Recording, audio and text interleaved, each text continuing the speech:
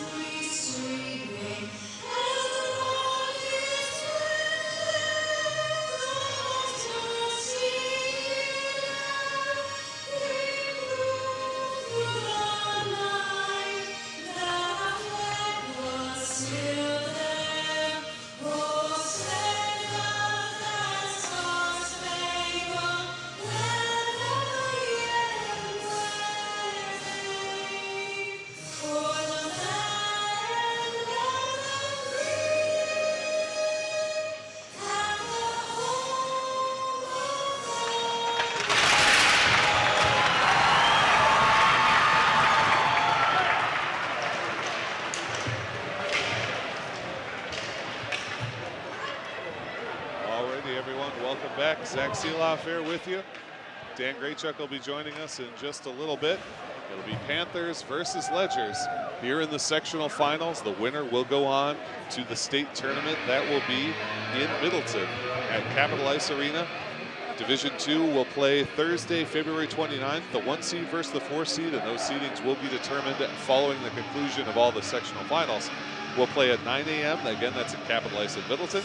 Game 2, the 3 seed versus the 2 seed, will take place at 1:30 p.m. And then the championship game, the winner of those first two, will be on Saturday, March the 2nd, 9:30 a.m. So that's next weekend. Get ready for some more boys hockey action at Capital Ice in Middleton. But right now we're at the Oregon Ice Arena. It's Panthers, it's Ledgers, and it's boys hockey here on OCA Media. Thanks so much for being with us. We appreciate you out there. Let us know you're here in the YouTube comments if you're watching us online. If you're watching us on cable, thank you very much for joining us this afternoon. Line's been getting everybody ready, and we are just about to begin here in Oregon. Face off, and we are underway. 17 minutes per period here in the boys game. And here comes James Sherman to get things started for Oregon with Rotier. His shot goes wide of the cage. And Sherman getting things started on offense for the Panthers early in this game. 16:45 to go in the scoreless first period. Ledgers looking to move things forward. Rushing up the ice now is Isaac Sobel, one of the alternate captains for these Ledgers. Big hit up against the wall against Sobel as Linder flicks it up towards Sherman on the left wing side of Oregon. Hand up for icing, and that will be the call. Panthers will change, Ledgers will change. We'll get ourselves started down in the Panthers zone on the near side with 16:29 to play in the first. High speed to start with, and that's what we thought we'd see from both of these teams. Panthers with a bit deeper bench, but both teams with a full complement of skaters and goalies. Both teams battling for a state tournament bid. For the Panthers, it would be their second in school history and their second in a row. Last year was their first appearance ever in the state tournament in boys hockey. At center ice, the Ledgers dump it into Panther territory, and it's Jack Klund for Oregon. Up the wall, trying to find his teammate, Peterson. Quick shot coming from number 13. That's Quinn McLaughlin, one of the alternate captains for the Springs. Easily swallowed up by Nate McAlpine. His first action of the day is a quality save. And another face-off coming, this time far side of the Panthers zone. 16:05 to go in the first. Panthers getting a full new set of skaters. Easton Lindert out there for Oregon. In the face-off dot, he'll take on Gabe Braun, who we told you about leading the goal scoring here in these playoffs with 7 so far through 2 games. Braun, a quick low-angled shot, and McAlpine managed to hang on. Oh my goodness. That one looked like it might have snuck through. McAlpine with a tremendous save. That catching glove positioned right in the perfect spot against the pipe. A dangerous shot from Gabe Braun. Again, already with 7 goals so far in this playoff series. Panthers had an extra skater. They get the traditional 5 out there with 16 minutes even to play in the first period. Puck dropped, held by the Ledgers. Shot from the center point, wide of the cage on the right side. That one came off the stick of Isaac Sobel. Battle on the far side of the Panthers zone as they fight for this puck. Ledgers push it a little further down. Puck continues on the wall. Now the Ledgers take it deep beneath the net for Braun. Wrap it into the center. They find the point man, Sobel. His shot is gloved again by McAlpine. Dan talks about this a lot as he's a goaltender himself. You want your goalie to get warm early, get some shots, get some feeling into those pads. McAlpine has done a very nice job against 3 shots so far from the St. Mary Springs Ledgers. 15:34 to go in the scoreless first period here at the Oregon Ice Arena. The winner of this game goes on to the state tournament in Division II. Face-off controlled by the Ledgers. Bangs off a couple of skates on that shot, doesn't get through traffic, then McAlpine fends one away. Andrew Jakey beneath the net. Moves it across and finds Leatherbear. Good stop-up move, stretch pass to Jakey out of his reach. Ledgers gather the loose puck, it's Sobel. He tries a stretch pass of his own. He connects with Gabe Braun, who looks to stop up and get his teammates some time. Westergaard, a shot and it's wide. High-powered shot on that one, but nothing doing as it misses the cage. Sobel at the point, doing battle with Mason Anderson of Oregon. Sobel comes away with it, top of the circle. A shot and a blocker save way up into the ceiling. Nate McAlpine doing a nice job, but He's having to do that work because the Ledgers have had almost all of the offensive zone time in the first 2 minutes of this period. Still scoreless here in the first with 14:57 to go. Easton Lindert in the dot, taking on Quinn McLaughlin of St. Mary Springs. Faceoff goes to the wall, then back behind the net where it'll be Armani Fisher for St. Mary Springs. He sends it up to the point, they move it across. Sobel, a shot. And that's the brother Jackson Sobel. Isaac and Jackson both on this team. Here's Jackson again. His shot wide and behind the net. Skated up by Easton Lindert. Tries to wrap it through traffic. Doesn't do it out, but it is into neutral ice, where the Ledgers control once more. Angled pass, trying to find Jaden Meisner. McAlpine behind his own net for Oregon. Nice high loft off the glass to send it towards the point. Panthers able to rip it out into neutral ice. Jackson Sobel dumps as Hill goes for a change. For those of you who were here for the playoffs last season, this is a repeat of last year's sectional final. It was Ledgers Panthers once again. The Panthers came out the better of that one, 1-0, leading to their first state tournament appearance. A shot from Lindert is deflected up above the net. Shervin on the right wing side. Leatherberry from the point. They try the deflection, nothing doing as it rises over the cage. A quick shot from Buskagger, but that's a bit left of the net. 13:53 to go as the Panthers get a couple of shots, none of them on target. Long stretch pass collides with the referee, and here's Braun. His shot is gloved down by Nate McAlpine. McAlpine very sure-handed in the opening minutes of this first period. 13:40 to play, still scoreless here at the Oregon Ice Arena. The sectional final contest between the Panthers and the Ledgers. Now moving forward is Dawson Peterson. Cross ice to Shervin, who will dump and get a change as Andrew Jakey hits the ice in his place. Peterson battling beneath the net. Ledgers come up with it. Up their own right wing edge. Now cross ice pass is a bit long for Austin Westergaard. Leatherberry has control. He finds Jakey on the stretch. Jakey's through one man. He's got the puck. He shoots. It hits the inside of the post. A second shot is no good. Jakey was sure he had scored, and he was celebrating. He's got to get back into the play. No icing the call, and the puck is still alive. Jakey just missed.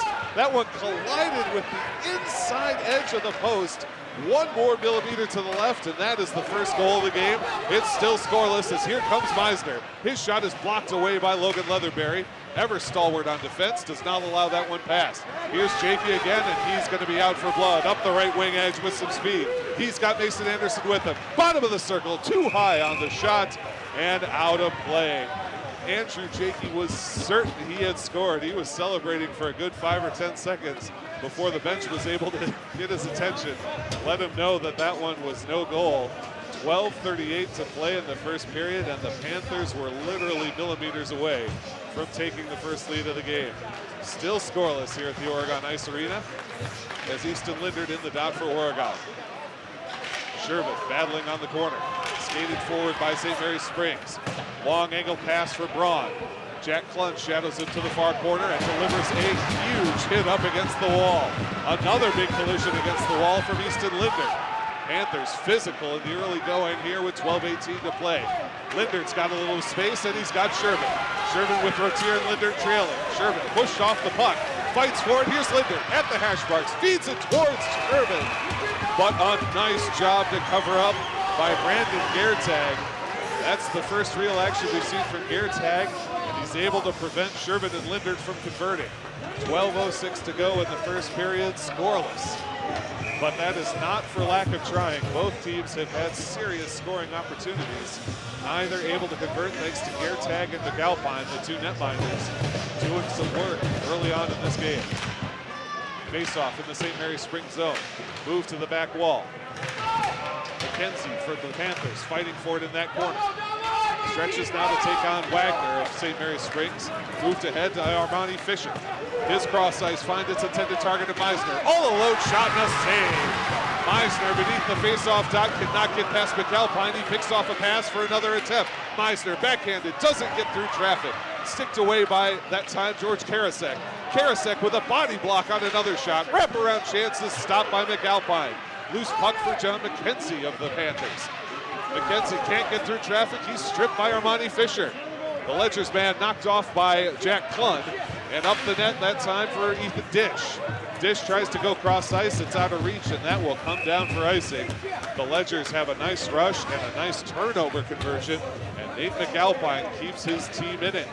doesn't allow the St. Mary's Springs boys to get a tally. 11-17 to go in the first. It remains scoreless, but there's no way it's going to stay scoreless for long with these offenses performing like this. Mason Anderson for the Panthers. St. Mary's Springs has the puck. Drop it off for Jackson Sobel. Try to move it down the boards. Back up the boards. Here's Andrew Jakey of Oregon. Nice cross ice from Jakey, and here's Dawson Peterson. He's got Mason Anderson and Jakey with him. Finds Anderson. Backhand towards Jakey. Intercepted by Gabe Braun of St. Mary's Springs. Jakey intercepts his pass in return. Leatherberry now on the near side. Rips one over trying to find Dawson Peterson. He can't get a grab on it, and it'll be icing against Oregon. We'll head back to their zone for a faceoff. 10:49 to go in the first period. Neither team has managed to score. Both teams have had some tremendous scoring chances. Easton Linder taking on Austin Westergaard. Westergaard towards the net, sticked away by Buskogger. Cross ice from Leatherberry, trying to find Isaac Rotier. He got a stick blade on that one. No ice is the call. Coming around his own net is Teague Wagner. Rips it to the side, but Lindert is there. Outside hash marks. Trying to find a shot. His shot is partially blocked. Sherman's shot is fully blocked and comes to the point. Buskogger fires it down for Oregon. Lindert there. Lindert just taking hit after hit to the point for Buskogger once more, and now Rotier beneath the net. Teague Wagner against Easton Linder. Battle continues in that corner with 10-12 to play in a scoreless first period. Loose for Sherman. His shot is partially blocked towards Gertag, and he covers it up. James Sherman trying to make something happen. Gertag equal to it. Joining us now in the booth, it's great to have him with us, is Dan Graychuk, my broadcast partner. Dan, thanks for being here. Oh, great to be back. I'm glad I made it. I listened to you the entire way here. And you know how exciting this has been. Yeah, it has been. And McAlpine is needed to stand on his head. We knew that coming in, he was going to face a lot more shots. Face-off won by the Panthers. They set up on offense. Jack Klund from the top of the circle. Stick save from Gertag of the St. Mary's Springs Ledgers. Up the wall for Klund again. Stops it up. Feet down. A nice check delivered against Jakey. And the puck fired down into the Panther zone as Klund and Karasek retreat on defense for Oregon. Around the corner, here comes Jack Klund, moving nicely with the puck. Around one man, he's taken down from behind. Boy, the Panthers bench wanted a call, nothing doing. But here's Klund fighting for it, continuing to battle. How about Jack Klund? Coast to coast defense and offense, he goes for a much-deserved change. Jack Klund doing a heck of a job for the Panthers on defense. Now a 2-on-2 rush developing, 3-on-2 if they can hurry for the Ledgers. Shot from Gabe Braun is blocked. George Karasek, the second line defense of the Panthers, doing a tremendous job, and they do just end up offsides. Trying to stop up was Dawson Peterson. The linesman got him for skates over the edge. Yeah, I think Anderson's right to complain about this. That puck did not cross the line, so whether his skates went over, doesn't matter. Puck was out of play. The referee wanted to talk to him. I think Mason probably in frustration had something to say. No penalties issued, just a little correction, and that's fine. With 9:12 to go in the first period, we are still scoreless. Neutral zone faceoff is controlled by the Panthers, and Buskogger will push it into the Ledger zone. James Sherman hustling. You never want to give him a chance at the puck. Panthers bat it the other way. Up towards the point for the Ledgers. Cross ice broken up and intercepted by Oregon. Buskogger hassled from behind, but controlled now by Leatherberry in his own zone. Stretch to Rotier, doesn't make it through. Buskogger, nice job to grab that one out of midair. Great job by Rotier. He finds Sherman, and now we have a whistle. A high stick is the call. And I assume this is a penalty high stick. It is. Brock Buskogger, unfortunately, tagged for the high stick. I did not see the penalty behind the play, but Buskogger will have to go to the box for 2 minutes, and a huge opportunity for St. Mary's Springs here. Yeah, and this is one of the things I had talked about in some of the notes I sent you. That stretch pass, they had the defender at the point they could have moved it to and go for those short little ones. They tried to go down deep and end up taking a penalty. Panthers do win the faceoff on the penalty kill. Here comes James Sherman moving through the center ice. Picked up now by Armani Fisher of the Ledgers, and they'll reset. Minute 48 to go on the power play. 8:38 to go in the first period. Still no score here at the Oregon Ice Arena. The sectional finals underway. The winner of this game goes to the state tournament next weekend in Middleton. Sherman with an interception. He had a shorthanded goal in the game against Waupun. Pushing through traffic, he is not going to give up. Westergaard is going to have to fight him. What a hit against the wall. Sherman delivers a check and now hustles back on defense. 2-on-3 for the Ledgers. Shot from McAlpine, and he gets the whistle. Manages to hold that one in the catching glove. Minute 21 to go on the power play. Yeah, first 2 games of this tournament, McAlpine has gotten moderate work, has had to step up to make some bigger saves. But going into this game, we knew he was going to have to work a lot harder, and so far he's stood to that. Oregon just has to keep weathering this storm, kill off the rest of this penalty, and look to generate some more offense and maybe get one before the end of the period. 8:09 in the first period. Minute 21 on the power play after Brock Buskagger was called for the high stick. Linesman sends one of the centermen out for the Ledgers. It'll be Gabe Braun in the dot taking on Ethan Dish. Braun able to win that one for the Ledgers. They set up on offense at the point. Move it across to the top of the circle. That's Flood. Behind the net, Jack Klun of Oregon. Taps it up the wall, but it'll be taken there by McLaughlin. Battle for Ethan Dish. He's got it. He clears it. Ethan Dish actually sends it on net. Geertag puts it to the side. Coming up hard is Andrew Yachman putting the pressure on for Oregon. 56 seconds to go on the man advantage for the Ledgers. Through traffic and nicely across. Braun tries a shot. It's off of a skate blade, but it remains in play in the near corner. Jack Cludd delivers the hit. Yachman picks up the loose puck. Tries to clear. Good stoppage by Teague Wagner, but he's going to be whistled, I believe, for a hand pass. No, I think we got a cross-check. Yeah, either cross-checking or interference. And so now we'll go 4-on-4 for 41 seconds, and then a minute 19 of the power play. The Panthers get a huge break there. Cross-checking is the call against number 7, Will Stellmacher, the sophomore man. So the Panthers turn it around, 4-on-4 for 41 seconds, and man, you and I have seen the Panthers do some work in years past 4-on-4. They absolutely are dangerous there when you've got Shrevin and you've got Jakey out there. You got Lindert. But again, it's these offensive zone penalties that'll hurt a team every time. And this really hurts the Ledgers in getting that good power play opportunity for the full 2 minutes. We're even strength here for the next 37 seconds. 4-on-4 hockey with 7:22 to play in the scoreless first period. Puck in the Ledgers zone. It's Westergaard coming up the far side. Panthers gather the puck. It's Mason Anderson. Tapped off his tape, but he's going to have another look at it. Panthers in a very defensive look here, waiting to kill off the 4-on-4 and get to their opportunity for a minute 19 of a power play. Armani Fisher. Oh, his back pass is a bit too strong, and now the Panthers are going to push up. Here comes Mason Anderson. He's got Jakey with him. Off the wall finds Isaac Sabel. 9 seconds to go on the 4-on-4. As entering the zone is Austin Westergaard of the Ledgers. Knocked away from him and into center ice. 2-1, and now the Panthers are on the power play. 5-on-4 hockey for Oregon. Minute 16 to go on that power play. 6:41 to go in this scoreless first period. Leatherberry to set up from behind his net, finds Karasek. Karasek around one man. Now sweeps it across to find Jakey. Jakey wants to get Anderson moving, but it's going to be cleared out. Leatherberry avoids the high stick. 58 seconds on the power play. And McAlpine looking for one of his teammates to support him here as he's being shadowed by the Ledgers. Loose puck's going to be gathered by the Ledgers. That shot goes off of one of his own teammates, doesn't get through. And here comes Lindert. His angled pass trying to find Leatherberry. He's able to touch it up, so no icing with 38 seconds on the power play. Shervin into the corner to battle for that puck with 6:03 to go in the first period.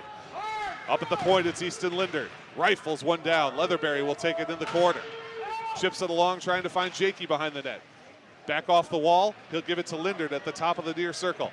Lindert, a shot, and it rises up high over the cage. Shervin stops it there near the far point. Hit from behind, goes down, and now a chance as striding ahead is Isaac Sabel. Great job by Lindert to get back. Shoulder save that time from Nate McAlpine. Shrugs the shoulder and saves it. Blocker save as he makes that one look easy. 2 back-to-back saves from McAlpine on a shorthanded chance for the Ledgers. Their penalty expires, and we are now even strength. Neither team able to take advantage of the power play. 5:22 to go in the first period. Still no score.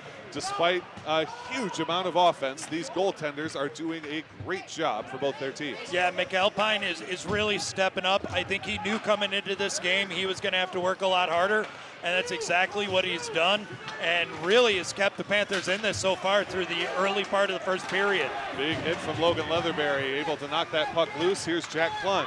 His pass is intercepted, though, by Tate Baker of the Ledgers, but a falling man drops the puck into the Ledgers zone. Pursuing is McKenzie. Up to the point, there's Karasek. He'll send one in. It's deflected away nicely. Getting in the way was Jackson Sobel of the Ledgers. Panthers try to feed across to Rotier. Off a couple of skates, but the Ledgers come up with it. Westergaard, cross ice. Panthers knock it away. 4:33 to go in the first period. I think Klund might have thought that one was going to go for icing. Big battle between him and Gabe Braun. Braun took offense, but no call from these officials. Nice job by McAlpine to cover that one up. There was a charging St. Mary's Spring player, Gabe Braun, the leader in goals in this playoff tournament. Yeah, he has looked great out there carrying the puck, getting those opportunities. But Oregon's doing a great job of keeping the Ledgers to non-dangerous areas on the ice, keeping them to the outside, boxing out right in the middle of the slot. And the physical play, you've got to have that physical play to kind of set the tone for the rest of the game. And that's exactly what we're seeing from both sides. Physicality has been on point without seeing too many things that would get that arm raised. Mason Anderson knocked out of the faceoff dot. Jakey takes the faceoff, but the Ledgers win it. Fire a shot in, wanted to get a deflection, but it goes all the way to the far wall. Anderson up the boards for Jakey. Jakey trying to get through traffic. Anderson following, does a nice job to hold the puck briefly in the zone. Ledgers out into center ice for Quinn McLaughlin. McLaughlin takes a long shot, and nicely snatched by Nate McAlpine. Yeah, he's tracking that puck so well, and a lot of that has to do with the defensive core. They're keeping McAlpine's eyes wide open, not allowing a lot of traffic in front. And let's be clear, I don't think this is going to be a 1-0 game, a 2-0 game. Each team knows they're going to have to put more than 2 in the net to walk away to end up to the championship game on Saturday. Easton Lindert, the Panthers captain, wins the faceoff back into the corner. Leatherberry backhand up the wall for Rotier. Keep it moving. It's going to be Lindert and Shervin. Lindert tries to get around traffic. He gets taken down, sends it back towards Shervin. Can't quite lay the lumber on. Battles in the corner, though, and regrabs it. Lindert now there, looking for somebody. Nothing available. Turns back around with 3:35 to go in the scoreless first period here at the Oregon Ice Arena. The sectional finals and a berth to the state tournament on the line. Shervin into the middle. Backhand shot is deflected away. Lindert with a chance, but can't get it quite on net. Quick shot coming from the point of Logan Leatherberry, very high over the cage. Shervin down to Lindert once more. Back towards Shervin on the give and go. Puck ends up in the far corner. 3:13 to play in this first period. Here's Shervin once more. Looking for somebody in the middle. And the Ledgers trying to get on top of that one briefly. Shervin wraps it to Lindert. Now to the point. Buskager, a shot and stick save from Geertag. Brendan Geertag, the captain and goalie on this team. Another nice stop. That whole sequence was really because of Shervin's work in the corner. He lost that puck 2 or 3 times, never gave up, was able to get it again and find ways to get it to open Panthers. And that's why Shervin is so dangerous anytime he's across the blue line. Just 3 minutes to go in this first period as the Panthers win the faceoff in the St. Mary's Spring zone. Jakey turns the corner, sends it down toward Mason Anderson. Now back up to Jack Klund, who gets run into by the linesman, and here's a potential 3-on-2 for St. Mary's Springs. Klund gumming up the works and forcing the offsides. Boy, I talked about Jack Klund just before you got here. Once again, just a one-man wall on defense. Yeah, he really is. And again, when you start seeing play like that, your defensive core in this game has to step up. First 2, we saw a lot of offense. In my opinion, this is going to really rest on the defensive core, McAlpine in net, and so far they are not disappointing. Jack Klund, eye off the glass, trying to feed Mason Anderson. He's got a step, but not enough distance. Icing the call. We'll take it back to the Oregon zone for a faceoff with 2:39 to play in the first. Yeah, we were talking again when we were going back and forth yesterday. They've got to work on these shorter passes. Be a little bit more controlled going through the neutral zone. Generating scoring opportunities, that's going to happen with this team. They're so offensively talented, but they can't keep trying to score it by a home run every time. Here comes Jack Klund once more. He does go high off the glass. That one has a hand up for icing once more, and it's no good. Klund, I think, wanted a nod for the referee that maybe the Ledgers could have played it, but icing is the call, and we'll head back to the Oregon zone with 2.5 minutes to go. And again, wouldn't call that a panic icing. I think that was a miscommunication icing more than anything else. Right now, Panthers have looked really good at the faceoff dot, so it's not one of those where I'd be overly concerned. Klund grabs this one off the faceoff, up the wall for Jakey. taps that into center ice where it's gathered by Isaac Sabel. Wagner now at the Ledgers. His stretch pass is no good, and icing is the call. He was trying to find Jaden Meisner, couldn't connect, and will head to the Ledgers zone now. I think you're seeing a little bit of feeling out now from each team. There was really that big storm in the first handful of minutes of the first period where the Ledgers were generating chance after chance. Jakey almost gets that goal, kind of settles everything out, and now it has been a physical match along the boards, and each team now is struggling to find that offense. Buskogger from the point is blocked by the Ledgers. They're able to find Westergaard. Westergaard one-on-one with Leatherberry, and Leatherberry pokes it away. Tremendous stick work from the Panther defenseman. Alternate captain along to his D partner, Buskogger. Great little move to Anderson. Tries to find Jakey on the cross ice. Instead, it ends up back in Panther zone. Peterson hassled by Westergaard. Big battle there in the Panthers' corner. Puck works its way to the near side. Anderson's got it. He's around one man, but takes a big bump, and Braun stops it up. Cross ice wind, and no drive from Westergaard. Had to let that one go by. Anderson will tap it out into center ice with 1:36 to play in the scoreless first period. We're in the sectional finals here in Oregon. The winner goes to the state tournament. It was 1-0 Oregon a year ago in this very same matchup. Panthers hoping for a repeat of that in their second straight appearance at Middleton for the state title. 1:19 to play now. Long pass from the Ledgers is broken up. Jack Klun has it for Oregon. In center ice, fighting it back is Isaac Sabel as he moves ahead. Sabel has it stripped away and all the way to the corner. Buskogger hassling him, a quick shot, and McAlpine gets it. Quinn McLaughlin, the alternate captain, turned hard on that one. Nice job by McAlpine to stop it. Yeah, not only that, again, a lot of Panthers were there to kind of box him out. And I'll tell you what I like the most. You saw Fisher give a little extra whack at McAlpine. 3 Panthers showed up, just created a wall, no pushing, no shoving. They're not looking to take that retaliatory penalty. They're focused and dialed in. And that's exactly what you want to see. You don't want to give the Ledgers too many chances on the power play because that's going to hurt. Easton Lindert and Austin Westergaard will face off in the dot, and it's Lindert that comes up with it for Oregon. Karasek finds Rotier on that far wall. Rotier now finds a striding Lindert, 2-on-2 with Shervin. Nice job by Easton Lindert to play it with the back skate. Continues circling around. Tries to get it to Shervin. The bouncing puck is picked up by Westergaard, and the fight continues on that near wall of the Ledger zone. 44 seconds to play. A shot is 6 saved up into the safety netting. Brendan Gertag is doing a nice job for the Ledgers in this game. Yeah, it's really looked like it. From the shots he's been seeing, he's able to get in front of it. He's tracking it. But again, to go to what I'm seeing from the Panthers, I like to see these shots from the points. They're really generating opportunities for rebounds or deflections going in. Shervin knocked off his puck there. Is coming forward now is Braun. The Ledgers man has it in the corner, gets shoved off by Klun, who lost his stick but continues to fight. Rotier takes the hit, and that is going to be interference. Rotier, no puck in evidence. The hit is whistled for interference, and the Panthers will have a 2-minute power play. Only 27 seconds to go in this period, so they'll enjoy a minute and a half over on the other side. Yeah, this is a worst-case scenario for the Ledgers.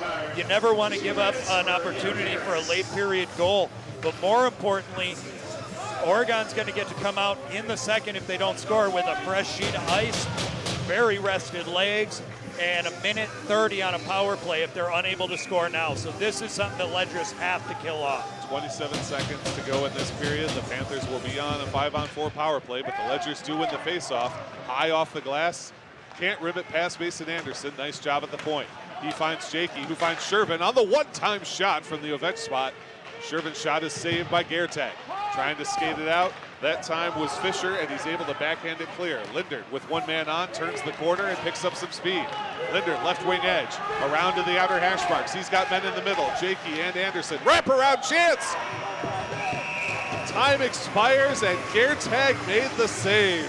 I saw a little bit of open ice there. He must have just gotten the pad back in time. No goal, and so the first period ends scoreless. When we start the second, it'll be a Panther power play for 1:33. Yeah, not only will it be that power play, but it's going to be a fresh, clean sheet of ice. You're going to have a lot of rested legs, and that's definitely going to have an impact. And you're right, that wraparound, I saw daylight, and for a second there, I thought that one could have gone in. And again, just great work by the Panthers getting it into the zone and looking at the clock. When the defense kind of pinched in to try and get that offensive opportunity on the power play. That left it as essentially a 5-on-3 going back the other way, which is what generated that. Great effort by both teams in this period. This is a heck of a contest. No score tells you the tale, but it's not, as I said earlier, it's not for lack of trying. Both teams have generated huge offensive opportunities. We've seen really good back and forth play. We've seen tremendous goaltending play. I've been most impressed, though, by the second-line defense of the Panthers. We know Leatherberry and Buskagger can do the job. Those guys are elite defensemen. Jack Klun and George Karasek, a little bit younger, get less playing time. But, man, they have looked fantastic. In particular, Jack Klun is really showing us something tonight. Yeah, he really has. And we've talked about this multiple times even this season. You usually don't want to hear defensive players' names called, because if you don't hear their name, it means they're doing their job well. However, when you have a team that's doing so well on defense, you've got to notice them, and that's what we've seen. And Klun has been just a force along the blue line, holding up that puck in there. And again, Leatherberry is another one who's been great. Buskagger, we've seen for years play that style. So far what we're seeing is about the game I kind of expected. I think in the second period you're going to see a much more controlled, slowed down game, because I think right now both teams realize they are not going to be able to run and gun their way to the state championship game. They're going to have to set this up and play a lot of disciplined hockey. Absolutely, folks. We will have the second period for you in just about 10 minutes. But before we go, we want to let you know that OCA Media is your local community access television station. We broadcast local, entertaining, and informative programs on Charter and TDS Cable. On-demand programs like Panther Sports are also on our YouTube channel. Check out our website for our program guide and more information, www.ocamedia.com. I also wanted to highlight a parent tonight. We've been talking a lot about James Shervin in these games. Heck of a sophomore player for these Panthers. Wears number 4. You saw him make that shorthanded goal against the Waupun Warriors. His dad came up here to let us know pronunciation. Dan and I were all over the place. Shervin, lots of different things. It is James Shervin. But we love when we hear from the parents. We love getting that pronunciation help, but we also love when parents are able to help us out up here in the booth, behind the camera. We need volunteers to keep OCA Media running. It is a volunteer-run operation. So if you're interested in becoming a camera operator, you're interested in becoming a broadcaster, drop us a line at ocamedia.com. No experience is necessary. We will train you up, and we will have you doing the same job Dan and I are doing right here in the booth for Oregon. 8:55 until the second period comes. The Panthers will have a minute 33 of a power play to start that second period. There's no score here in Oregon yet, but you know it's coming soon. Stay tuned for more sectional final action. Panther Boys Hockey here on OCA Media.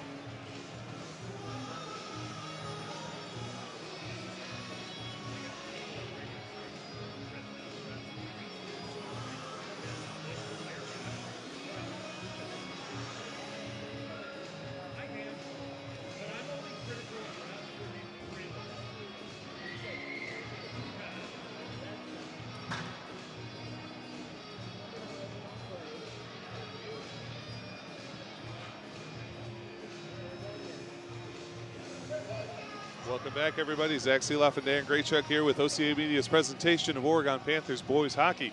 It's the sectional finals, and it's a repeat of last year. The number 1 seeded Panthers hosting the number 2 seeded St. Mary Springs Ledgers. Scoreless in that first period, and Dan, huge amounts of offense from both teams. Yeah, both sides just came out gunning, and again, Oregon had to weather a storm in the first part of that first period that they hadn't been used to in the first 2 games.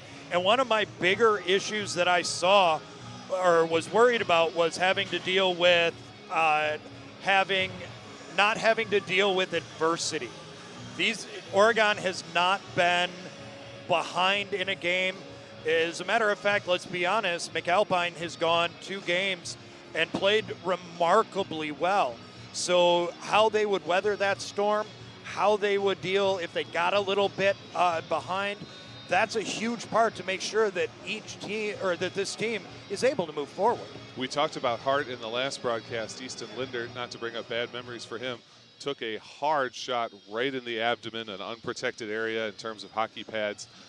He spent some time on the bench to recover from having the wind knocked out of him, and then he got right back on the ice and performed tremendously. Yeah. We know this team has a core of that in them. They have a spirit that's going to tell them, let's keep fighting, let's keep playing. Yeah, and also, you know, a lot of the players on this team know what it's like to end up in state. They definitely lost some seniors last year, but a lot of these kids, they've been there. They know what's expected. I don't think they have the same jitters, but they also know what's at stake. And because of that, they're definitely going to push a lot harder than they normally do. And you don't want to see anybody get injured ever. As you know, my mom's a big fan. She watches all the time. But her big thing is always, did anybody get hurt? Is everybody okay? And we forget sometimes that this is the other kids. They want to go out there and compete at a high level. And when you see somebody like Linder take that shot, take a couple shifts off, but then get right back out there, it shows the character and heart of this team. And I think that is one of their biggest benefits. We've got about a minute left in the intermission before the teams hit the ice. When they come back, the Panthers will have a minute 33 of a power play thanks to that interference call against St. Mary Springs. What do they want to do with that 5-on-4 time? First of all, who are you putting out there? Are you keeping the lines the same, or do you think Coach Larry Clemens likes to change them up a little bit for the power play? And then second of all, how do you exploit that advantage, try and break open the stalemate, get that first goal? I think he's going to load this power play. I think you're going to see Shervin out there. I think you're going to see Jakey out there. I think you're going to see Lindert out there, probably Buskogger and Leatherberry. They want to capitalize on this. You have a fresh sheet of ice. It's nice and clean. You're all rested. You want to get into the zone, move the puck around, get it moving east to west before you get it north and south. Look to try and get some traffic in front of the goaltender so you can take away the eye line. They want to quickly capitalize on this. This penalty kill would be a huge boost for the Ledgers, and at the same time, they've got their best out there because they don't want to give up a goal early in this period and have to play this team from behind that so far no team this season has been able to do. We've talked about 4, 5, 6, and 7 of the Panthers. Shervin, Anderson, Jakey, and Linder. They're all out there along with Logan Leatherberry to push on this power play as we get started here in the second period. Panthers control the faceoff. They've got a minute 30 to go on the power play as Leatherberry delivers the check and takes the puck deeper into the St. Mary Springs zone. Shervin behind the net, knocks his man off. Mason Anderson comes in to help out. Trying to clear the Ledgers, nothing doing as Lindert picks it up on the far side. Jakey behind the net in the corner. Finds Lindert. He's able to find Anderson. Cross ice, Shervin, one-time shot and a score! What a beautiful pass from Mason Anderson. The one-time in, we saw Shervin on the opposite end in the first period. Try it, Geertag stopped that one. He can't make this stop, and it's 1-0 Panthers on the power play goal. Boy, again, seeing that lineup out there, you knew something special was going to happen. They did exactly what they needed to do. Held it up between towards the back. Look for that movement going east or north and south. Ended up moving it across the seam to a wide open Shervin, who was able to launch that one, went tweeters, and it's now 1-0 Panthers. The Panthers lead 1-0. James Shervin with a killer shot, but really to me that goal is made by the pass. A beautiful cross ice clear from Mason Anderson. And Easton Linder gets the second assist, moving the puck over to Anderson. Puck comes all the way down, and Karasek will grab it for Oregon as they now lead 1-0. He overskates, but Jack Klund following right behind. No, it hit a wet spot on the ice, and that puck just stopped dead. Easton Linder, though, able to gather in neutral ice, pushes it forward. Panthers will get a line change here as they settle back into the lines they had at the start of the game after having switched them up for the power play. No ice the call as this comes all the way down in the Panthers territory. Trying to get the change are the Ledgers. Big hit back behind the wall as Jakey sends it along, and Karasek a little slow to get up and potentially hurting that right ankle as he favors it a little bit getting off the ice here. Karasek definitely looks a bit worse for the wear. He'll head to the bench. Hopefully he's all right as he took a big shot back behind the Panthers net. Yeah, he did. My guess is he probably just got a little bit of a stinger there. We'll hopefully see him come back out again. But right now the Panthers are starting to buzz, and they have that look to them where they just want to get another goal quick. 15:38 to go in the second period. Panthers now lead 1-0 thanks to the power play tally from James Shervin, assisted by Mason Anderson and Easton Linder. Panthers in their own zone, and now back behind the net, Logan Leatherberry took a big collision as well. His helmet comes off, so the referees get a whistle. Leatherberry, I think, agitating for a penalty that is not coming. I didn't see the collision back there as I was looking on the near wall where the puck was. Whatever it was enough to dislodge his helmet. Yeah, to be honest, I didn't catch it either. I was kind of watching the same play. But again, you generally don't see Leatherberry down there for too long. As it is, though, we'll have the face-off in the Panthers zone near side with 15:27 to play in the second. Panthers up 1-0 after the early period goal by James Shervin. Jack Klund receives the face-off for Oregon. Up the near wall, tipped down by Quinn McLaughlin of the Ledgers. Klund continues, his pass intercepted that time by Meisner. Behind the net, Anderson takes a huge shot, and I think that's going to be an elbowing call as the hands got up, delayed penalty. Here comes the Panthers. Striding after it is Andrew Jakey. Jakey picks up the puck, trying to maintain possession. Feed into the center, and the Ledgers will touch up. Elbowing is indeed the call, so just that fast. Another power play opportunity for Oregon as the Ledgers head to the box. The guilty party was Armani Fisher. Look, I think the Ledgers are trying to step up their physical battle. I think they're trying to make Oregon pay for every inch along the boards. The problem is they're going a little bit too physical, and their Panthers are drawing penalties. And they've got that same lineup again for this power play, so the Ledgers have to be on point. 4, 5, 6, 7, and 12. Jakey at the center point, rips a shot in, but it bangs off Leatherberry and doesn't make it to the net. Shervin along the near wall. Loose puck is tapped out that time by the Ledgers' Austin Westergaard as Linder will chase it down. Minute 45 on the power play. 14:44 in the period. Panthers up 1-0 thanks to the earlier power play goal by James Shervin. Again, the ice a little bit wet down there. We've seen a couple of times they're having some weird rolls. Shervin will pick it up and look to slingshot around. His pass intended for Jakey is too long. No ice, though, as he was across the red line. Loose puck. Ledgers to the point. Shervin there. Back down once more for Anderson. Cross ice to Linder. Nice job to break it up by Austin Westergaard. That had a home run look to it. Loose puck on the near wall. Big hit delivered by Mason Anderson.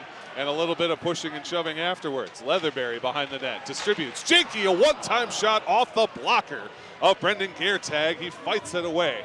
Minute 3 to go on the power play. 14 minutes even in the second period. Panthers up 1-0. Here's Shervin, right wing side.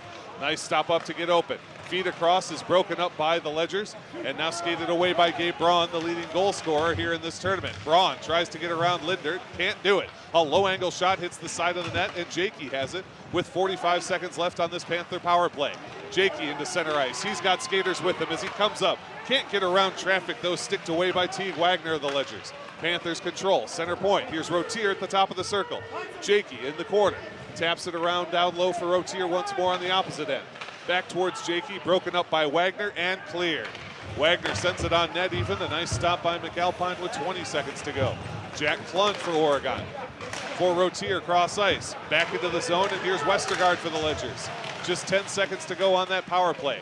Rotier and Westergaard do battle. Stepping in now is Dawson Peterson. Here's Rotier with just 5 seconds left on the power play. He'll dump and get a change.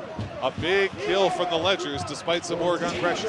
Yeah, big kill, but that power play unit was out almost for the entire time. And a penalty coming up against the Panthers. A chance for a score, but the puck is behind the net. The Panthers touch up. Jack Klund is going to be whistled for this, for his hit. I'm not sure exactly what the call will be. It's going to be hooking. We'll see. We'll get the signal from the referee. Hooking is the call, so Jack Klund goes to the box. After the Ledgers kill the penalty, they will go on the power play. And now here's the Panthers with their second penalty kill opportunity of the night. Yeah, I think Klund got caught flat-footed and then just tried to catch up and was out on a bad position and took a penalty that I think is honestly a good penalty to take. Face-off won by the Ledgers. They control on the power play. They trail 1-0. Nice shot block that time. Laying down was Logan Leatherberry. Backhand shot and a chest save from the perfectly positioned Nate McAlpine. 12:30 to go in the second period. Minute 40 to go on the Ledgers power play. They trail 1-0 in this sectional final battle. The winner goes on to the state semifinals in Middleton next weekend. Ledgers back in their own zone with Isaac Sobel, the alternate captain. Sobel accelerates, coming up that right wing side. Moves to the outside edge, around his man, bottom of the circle. Shot and a save, not gathered on the rebound.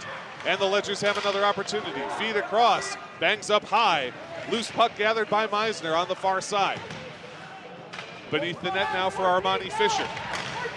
Minute 5 to go on the power play. Feed into center, nobody can turn on it. Ethan Dish can't backhand it clear. A great stop by Gabe Braun. Westergaard in the corner for the St. Mary Smith Ledgers. Rotier trying to clear it, can't get it past Armani Fisher. Again, an attempted clear, and they get the job done. Brock Buskagger, just the man you need to do that work. Yeah, and that was a big clear. There were a lot of tired legs out there for the Panthers because the Ledgers have done a great job of containing that offensive zone on this power play and generated some pretty good looks. 2 to 3 good scoring chances on this power play. 32 seconds on that power play. Meisner coming in, low angle shot, pad save. What a clear by George Karasek. Gathers up the garbage, and here's James Sherman shorthanded. One man to beat. Sherman to the hash marks, fires a shot at Gertag. Able to make the stop. Brendan Gertag facing an extremely dangerous James Sherman. He scored on the power play, and he wanted a shorty there. Yeah, he really did, and when he has that much room. But I like the way that the Ledgers adjusted. They had that extra defender kind of hanging back. Otherwise, Ledger would have had all day and night to be able to go in alone. But with that Ledger staying back, really made it difficult, forced him to make a move. Got a shot, probably not the shot he was hoping for. 17 seconds on the power play, 11:05 to go in the second period. Panthers lead 1-0 thanks to a James Sherman power play goal very early in this period. 5, 6, 9, and 12 out there. 2 defensemen, 2 forwards for Oregon. Mason Anderson in the dot, battling for that puck. The Ledgers able to pick it up in their own zone. Just 12 seconds left on the power play as they try one more chance. That tap will go down for icing. And with 7 seconds to go on the power play, the Panthers may be able to kill it off before the Ledgers could even sniff the blue line. Yeah, especially with the way they've been in the face-off circle. Oregon has really been dominating in offensive zone face-offs. The Ledgers haven't been able to get as many wins, so if they're able to get this one out, quickly Klund's going to be back out, and you're going to be able to see them start to look to put more pressure on. Jakey takes a shot from Tate Baker, but that is the expiration of the penalty. Klund comes out of the box, hustles to the bench, and in his place is Dawson Peterson. Striding up the ice is Gabe Braun. Braun a shot, and that one rises over the cage, no good. Second chance is wide of the net on the left-hand side. That one off the stick of Tate Baker. Feed down low, nice job, broken up by Brock Buskagger. Cross ice for Jakey, hustling back into the defensive zone where it's taken by Teague Wagner of the Ledgers. His cross ice pass is intercepted by Dawson Peterson. What a job to break that one up as it rims down toward McAlpine. Buskagger in his own near corner. He tries to find Jakey on the stretch pass. It's too long, and it is just barely icing. I think that was closer than Gertag realized it was going to be, but it is icing. And we'll head to the Panthers zone for a face-off with 10:09 to go in the second. Yeah, I couldn't see the other side of his pad, but I thought for sure he was going to catch it. It was a nice little bank off, but Peterson with that nice little just redirect of that pass breaks up the speed of the Ledgers coming into the zone. Whistle before the face-off. Referee felt the wingers were cheating in a bit too much. Linesman pushes them back, and we face off once more. Linder wins it into the corner for Oregon. Jack Klun rims it hard for James Shervin. It's out of his reach. No ice the call as Isaac Sobel had a chance at it for the Ledgers. 9:58 to go in the second period. Panthers up 1-0 on the strength of a Shervin power play goal at the very start of this second period. Oh, nice job to tap forward by McLaughlin. He's not able to turn on it before the end line. Feeds it right in front. And Nate McAlpine will dive on top. Easton Linder shields away the Ledgers players. A dangerous bounce there for Oregon. Yeah, I think there was a little bit of miscommunication between McAlpine and Linder. I thought McAlpine thought Linder was going to take the puck. Linder thought McAlpine was going to cover the puck. And that's why there was that couple seconds there where nobody did anything. Face off again in the near side of the Panthers zone after the freeze down by McAlpine. Klun once again takes it and ribs it towards Shervin. At the point, though, gathered by the Ledgers. Swing over the top and a miss, and skating ahead is McKenzie. He finds Shervin. Shervin can't quite get through the traffic of Jackson Sobel. Nice job to prevent Shervin from getting forward. Linder takes a shot to the head there. They call it offsides. Boy, I thought I saw an arm get up high towards the helmet of Linder, but perhaps he just fell awkwardly. We'll take a neutralized face-off with 9:28 to go. Yeah, and that was a blatant offside. Everybody on the bench we could hear yelling off. I think they just kind of lost track of it.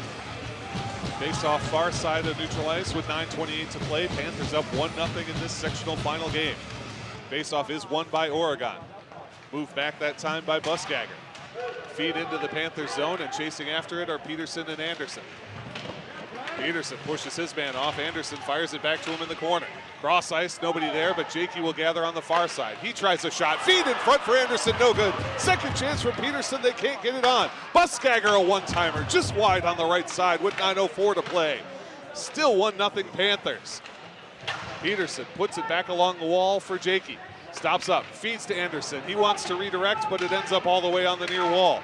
Braun trying to skate it back for the Ledgers now as he moves to the opposite side. Drops that one off and leaves it for Isaac Sobel. He finds Braun on a stretch, and they've got a two-man going. It's Westergaard with it. Braun underneath, tries the power forward move and dumps it in. Gabe Braun just got a little bit of separation behind the defense. Takes it all the way across the face of Nate McAlpine and dumps it in. And we are back even 1-1 here in the second period. Yeah, he turned that defender coming around on that left wing, and as soon as your defense is not able to keep skating backwards and makes that turn, that power move comes in. McAlpine tried to get that pad all the way to that far post, was unable to do so, and that was just a great play from one end to the other. Great work by the Ledgers. An even strength goal for St. Mary's Springs makes it 1-1 here in this sectional final with 8:34 to play in the second period. We have got ourselves one heck of a hockey game. A turnover there, and the backhand shot is covered up by McAlpine. Yeah, and that one was a little tricky. That one was kind of coming in and just went way off to the far left side of McAlpine. Made it a lot harder to try and get the cover, so a little deceptive of puck rolling in on him. Westergaard gets credited with the assist on that play. Gabe Braun with the goal. That is Braun's 8th goal of this regional and sectional tournament. 8:26 to play in the second period. We're all square at 1 here in the Oregon Ice Arena. The winner of this game goes on to the state semifinals in Middleton next weekend. Ledgers coming across. Isaac Sobel, a shot and a save. Not cleanly handled, but fought off by Nate McAlpine. 8:08 to play here. Shervin looking to drag it along the wall. Pushed up against and a big hit there. Shot and a miss wide. As Shervin goes to the ice, Westergaard sends it in, and McAlpine will cover once more. And you're absolutely right, Dan. In this second period, we are seeing the Ledgers deploy a much more physical brand of hockey than they have in the past. Yeah, I got to be honest. I'm surprised there wasn't a call there. The elbow really went up high on Shervin's head. I'm surprised they didn't make that call. Face off in the near side of the Panthers zone with 7:56 to go. All tied up at 1 after the Gabe Braun even strength goal for the Ledgers. Armani Fisher trying to move it forward. Nothing doing. Backhanded to center ice, and there is Logan Leatherberry. Dawson Peterson all along the left wing side. Peterson all the way to the corner. Stops up trying to find Jakey. Up to the point now, Buskagger. Buskagger sends a shot. It's loose in front, and Mason Anderson just misses the backhander on a wide open net. Leatherberry a shot, and that takes Mason Anderson in the side. Nice job to hold the puck by Buskagger, fire it back down. Active stick there by Geertag, the goalie of the St. Mary Springs Ledgers. 7 minutes and 20 seconds to play in a very exciting second period. We're all tied up 1-1 here in the sectional finals. Cross ice pass, they find Fisher. Down low, shot is blocked by Logan Leatherberry and misses the cage on the left side. Fisher knocked off his tape, there's Jakey. Stick handling with it, has it taken away, and now Fisher again, top of the circle, a glove save. Nate McAlpine perfectly handles that one. 6:58 to go, all tied up at 1. Yeah, Henderson's eyes probably got as big as saucers. And that's one of the things goaltenders hate, when defenders get body parts in the way of a shot, because it redirected it and totally caught him off guard, and that would have been a wide open net. Oh, Anderson's got to be looking at the ceiling. Face-off won by the Panthers. George Karasek, who we saw had potentially injured an ankle not too long ago. Great to see him back on the ice. Good job chopping that puck down. There's Jack Klund once more. Isaac Rotier in his own defensive zone, back to Karasek. Trying to find Rotier on the return pass, but Gabe Braun intercepts. Backhand in front, and the redirect is no good. Quinn McLaughlin right there on the back door, but the redirect goes wide. 6:33 to play in the second period. We're all tied up at 1. Karasek drops it off, and now we have a whistle. Penalty coming up against the Panthers. Interference will be the call. No, excuse me, this goes against the Ledgers. Yeah. Westergaard, Austin Westergaard called. That's his second penalty of the night. His first one led to a Panthers power play goal. This is a huge moment right now for the Panthers. The ice is really tipped one way with some great scoring opportunities. And the Ledgers are also getting a little bit risky. They had that one player planted in front of McAlpine as the puck easily could have come out of the zone. So this is a moment for Oregon to retake the lead, kind of set a tone here for control. So huge power play and huge kill if the Ledgers can get it. Face-off will be in the St. Mary's Springs zone. Easton Linder will take on Gabe Braun. Face-off controlled by Oregon. Jakey up at the point. Finds Mason Anderson on the opposite side. Anderson working it in. Cross ice. Sherman a one-time shot, and Brendan Geertag with a huge save. If Sherman puts just a bit more loft on that, I think that's his second power play goal of the night. Still 1-1 here in the second period with 6:09 to play. Minute 39 on the power play. Angle pass for the Panthers. Instead ends up with Gabe Braun, who will clear it down. Panthers looking to break this one out cleanly. Easton Lindert turns his man around and find Mason Anderson. Jakey with Leatherberry at the point. Now Leatherberry will have to settle it down as Anderson will have to get back on side. Jakey's got it there. Cuts his way in. Knocked off his tape by the Ledgers. Shervin can't get through traffic. Fisher wanted a stride on the shorthanded. Nothing doing. Leatherberry can't get around traffic. Big collision as the hit goes against Meisner. Cross ice for Shervin. He's going to have to really hustle after this one to get back and get to it. Jakey follows up. He's got it near the faceoff dot. Feed across, and the one time doesn't connect with Mason Anderson. Leatherberry, though, picks it up. Faceoff dot, drop underneath. Jakey wants the wraparound. Nothing doing, but Shervin at the point and striding as well as Easton Linder. Jakey lets that one go by to try and find Leatherberry and Rotier. 5:14 in the period, 43 seconds on the power play. Panthers with lots of zone time, trying to get a good shot on.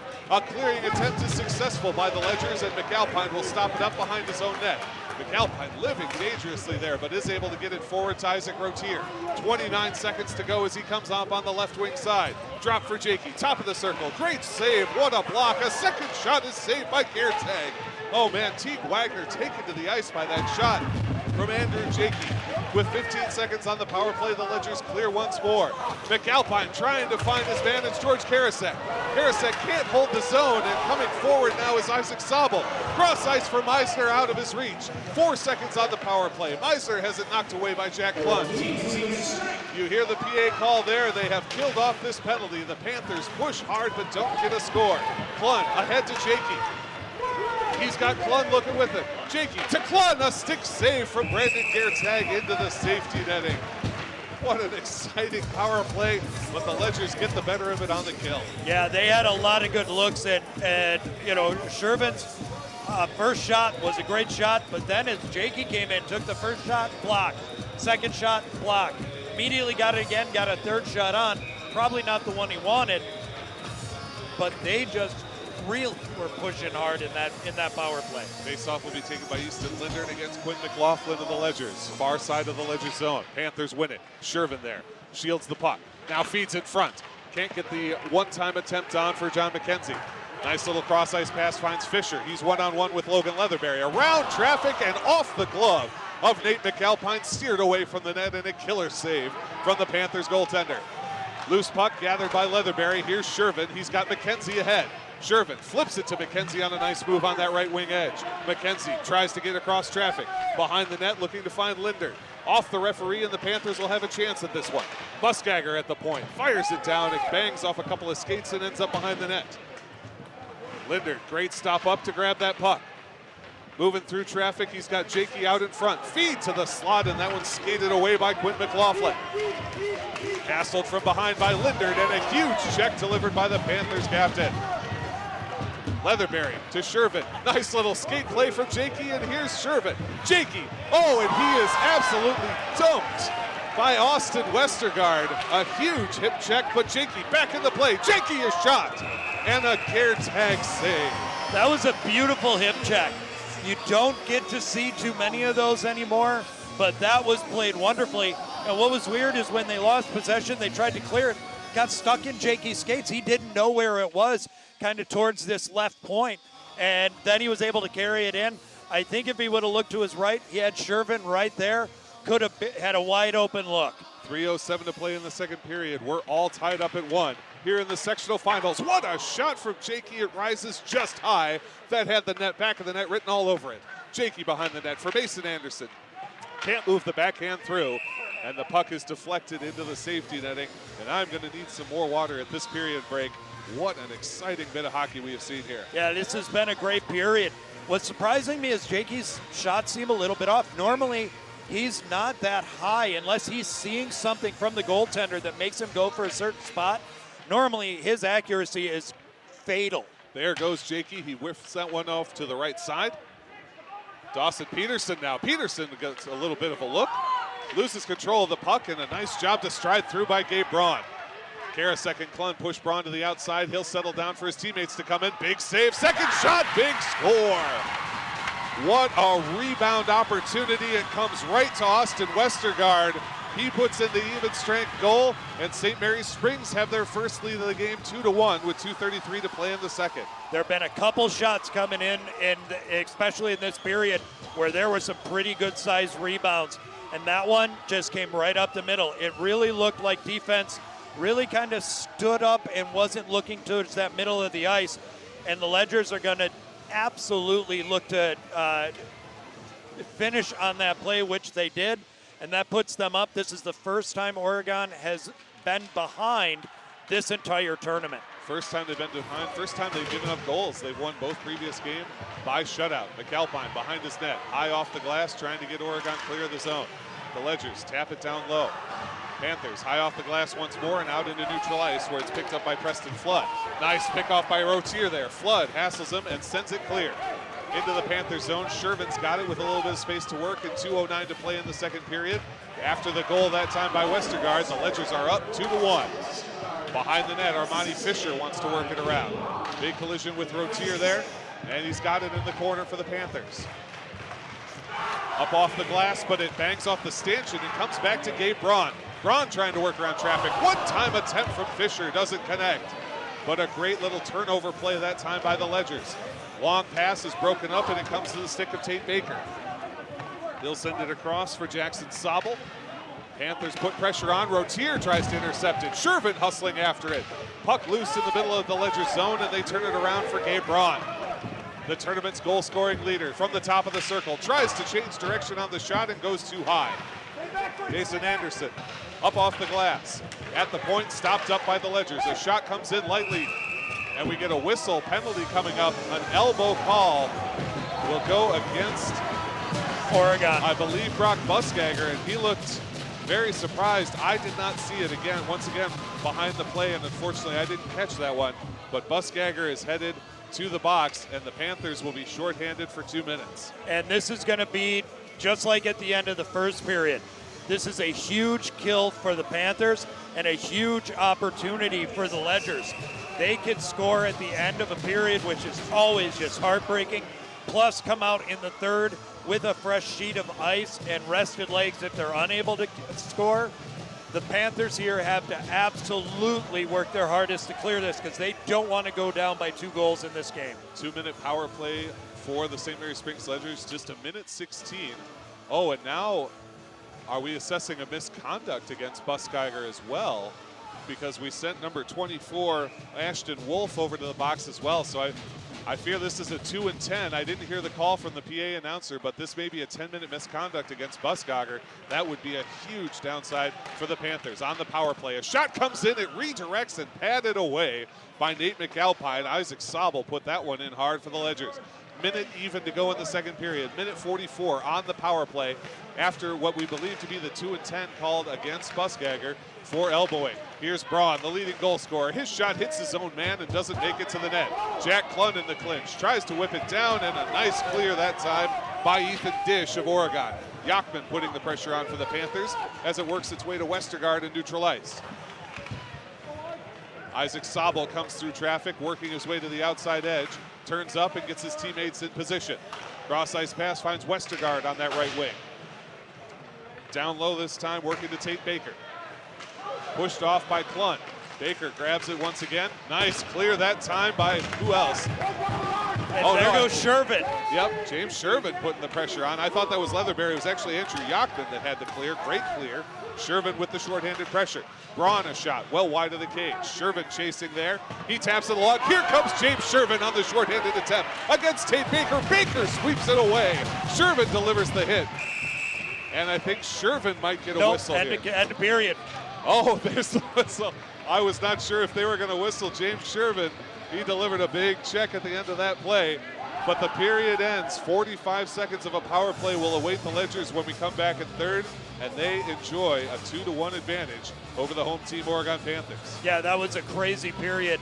Oregon had several opportunities to find the back of the net, but whether it was weird bounces or just great saves, it was just a great period across the board.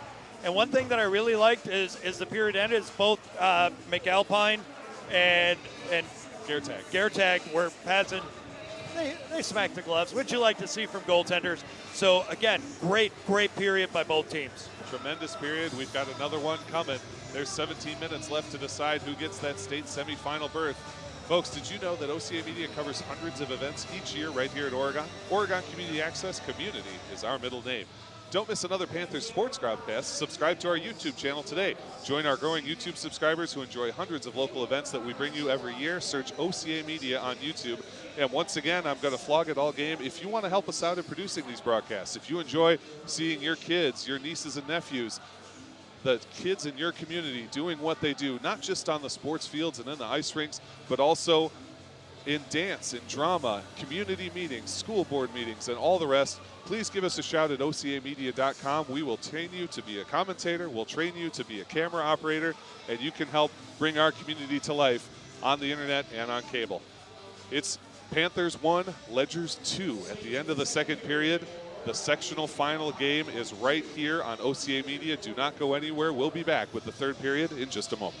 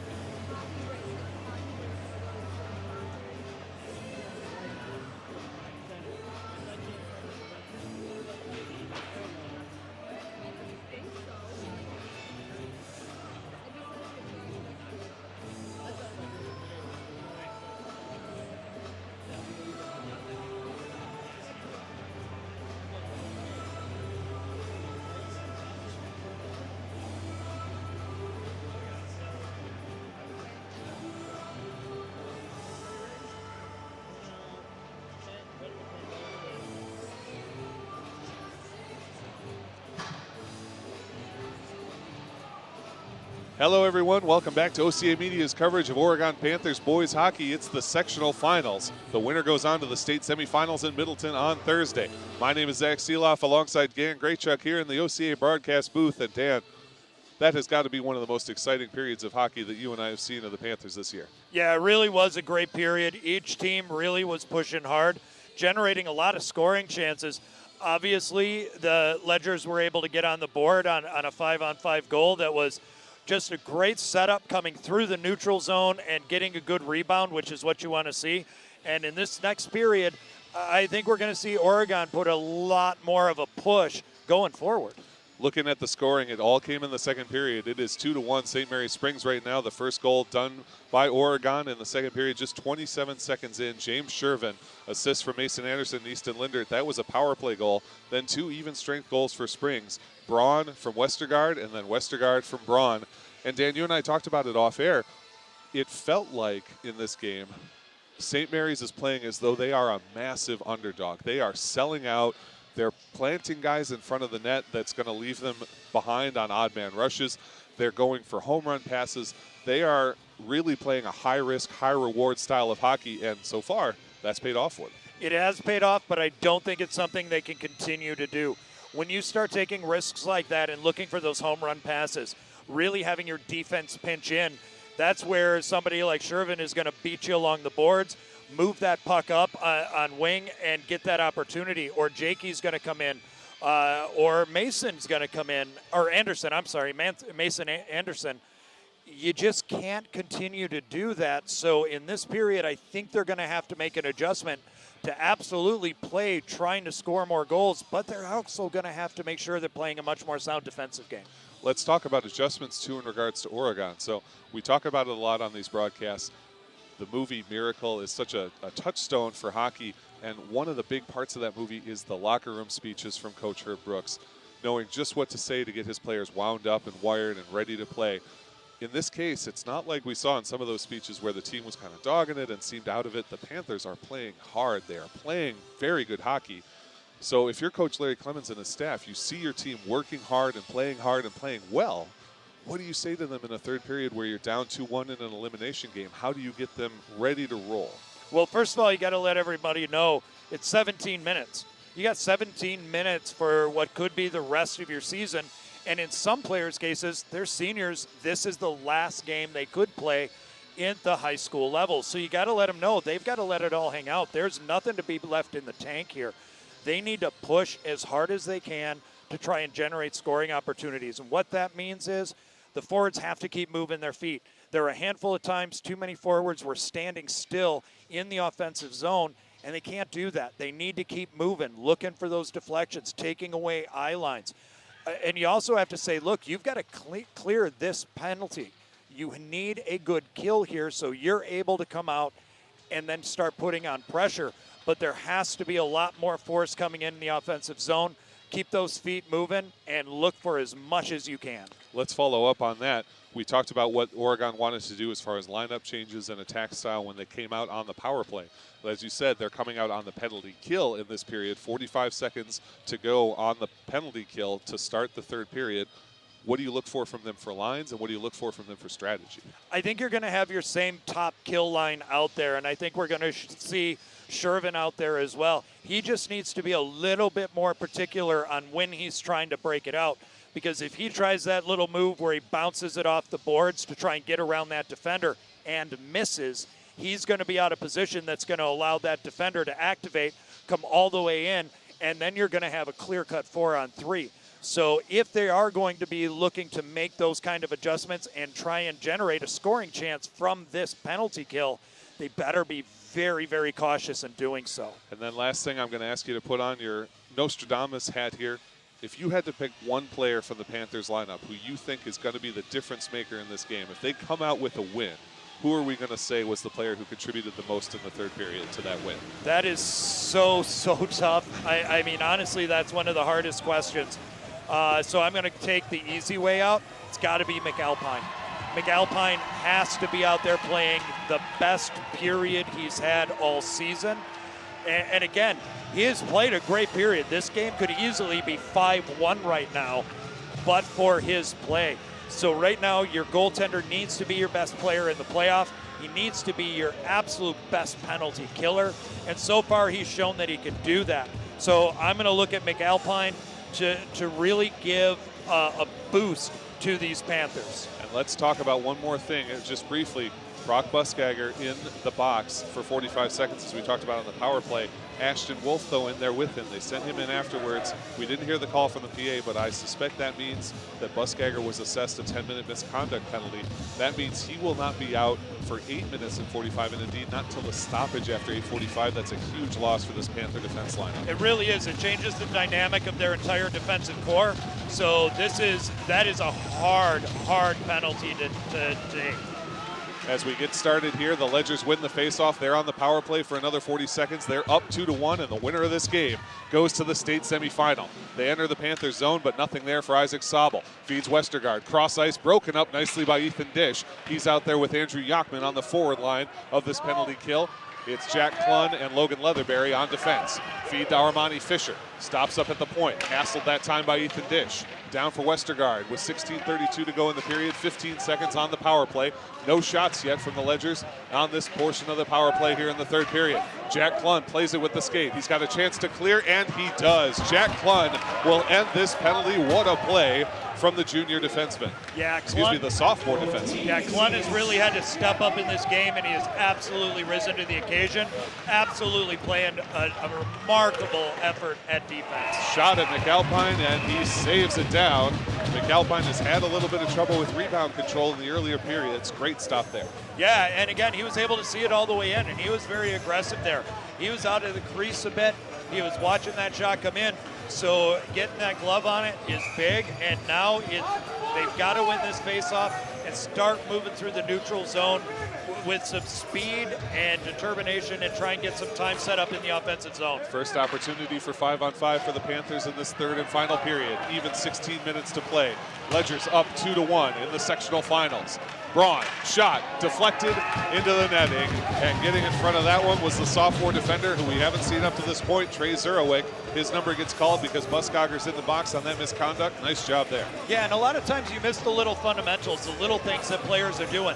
One of the things Oregon has done well is getting sticks in lanes. They're deflecting, they're blocking shots. The amount of shots they've blocked so far in this game has been astronomical, and it's those little things that can make the difference. 15:51 to go in this game. Panthers trailing 2-1. Isaac Rotier in his own zone. Up ahead for Easton Linder. Linder's attempted clear does not get past the Ledgers, who rifle it back down the opposite way. Near side wall, Karasek stepping towards it. Up at the point, Shervin able to tap it, and here's Linder with a 3-on-2. He finds Shervin, who's got Rotier across. Shervin's shot is pad saved away by Geertag. A second chance for Rotier. He paintbrushes it over the top, and now the Ledgers come the other direction with some speed. Teague Wagner to Fisher. Fisher's shot is stick saved. Nice job to cover the 5-hole that time by Nate McAlpine. At the point, Ledger's able to hold it, but Linder grabs the loose puck, and now another potential 3-on-2. Rotier goes for the change, so a 2-on-2. Leave for Shervin, he wasn't expecting it, and Sobel comes the other way for the Ledgers. He's got speed through center ice. Slapped away that Jack Klun. Klun turned around on the puck, though, and now skating in are the Ledgers once more toward McAlpine, who covers that puck cleanly with the glove and freezes it down. And they're calling against goaltender interference slash. They're going to get the slash. It's going to go against Gabe Braun. So they lose the tournament's leading goal scorer, and they take a penalty. Power play for Oregon. What an opportunity for the boys in white tonight. I got to be honest, not a fan of the call, and here's why. I understand all the Panther fans are going to love that call. All the Panthers love that call. The problem is that puck was open. And just as McAlpine went to cover it is when the stick came in. I'm all for protecting goaltenders. You know as well as I do, that's one of the things I'm big on. But in a game like this, a call like that, I got to admit, not a fan of that one. Panthers have them all out there, 4, 5, 6, 7, and 12 on the power play line. They scored earlier in this game. Their only goal, a power play tally from Shervin. And now here's a big stretch pass. Westergaard behind the defense. His shot is just tipped away by Nate McAlpine. Gets just enough of it to clear it. Shervin will stop up behind his net, still being hassled by Westergaard. He slings it forward for Easton Linder. Backhand across to Jakey, broken up that time by Isaac Sobel.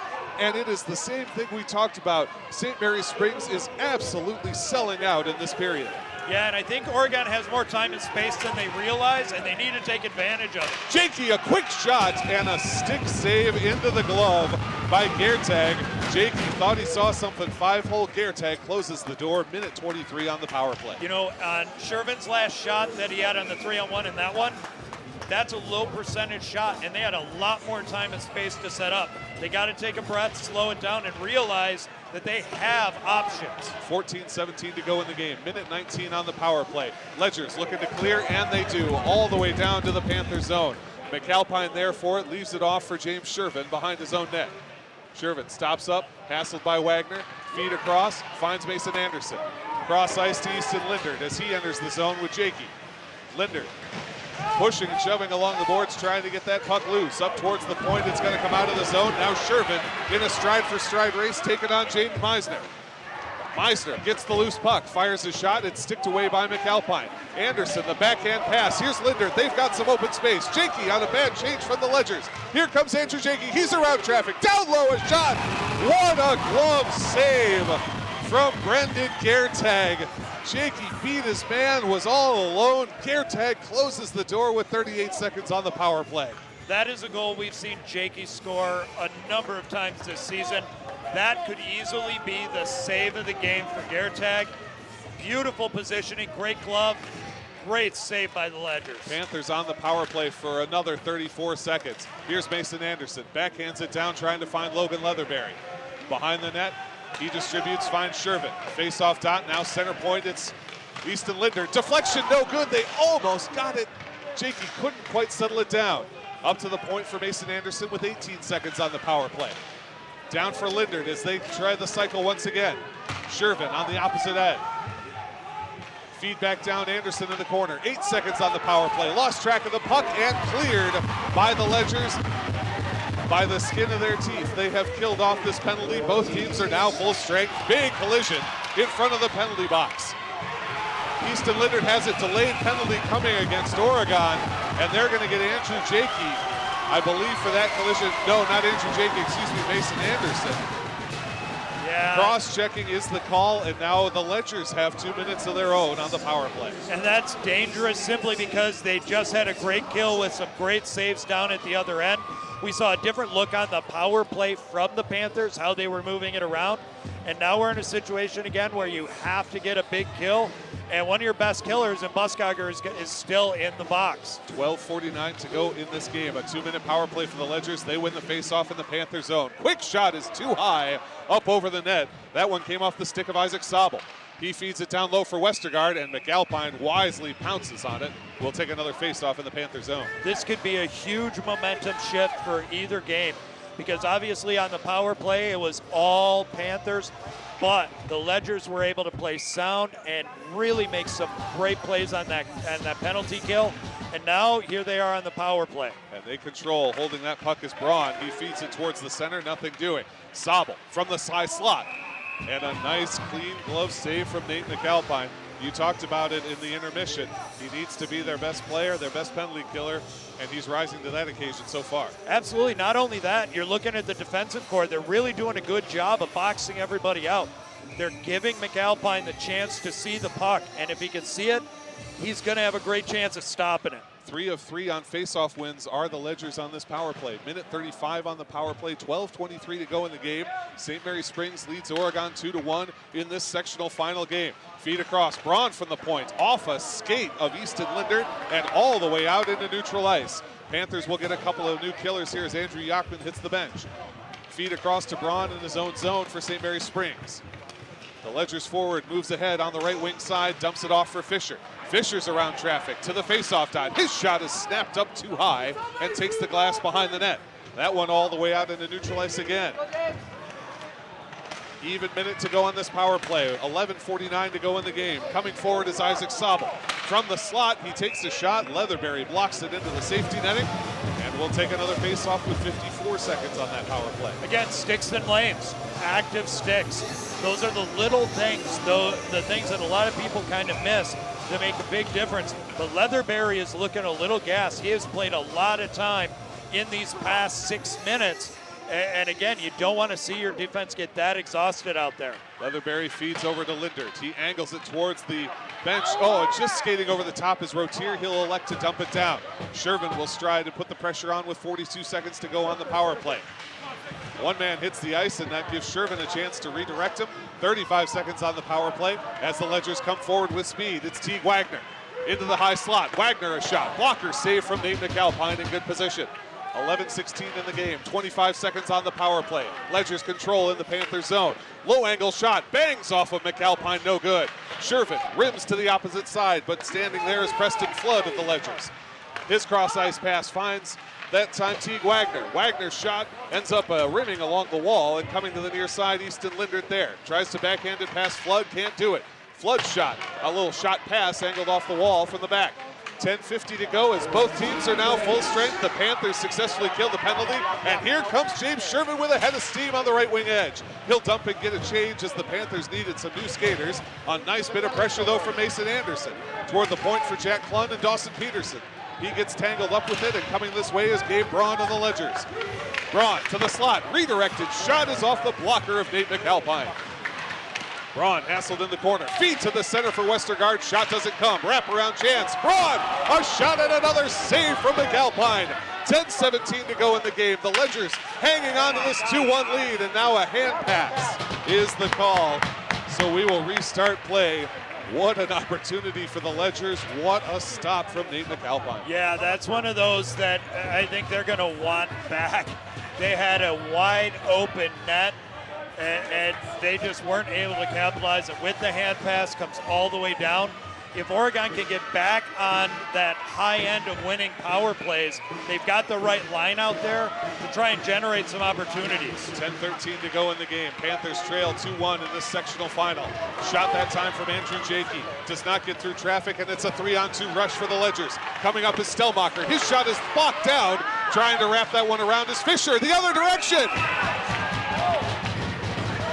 No goal. No goal is the signal.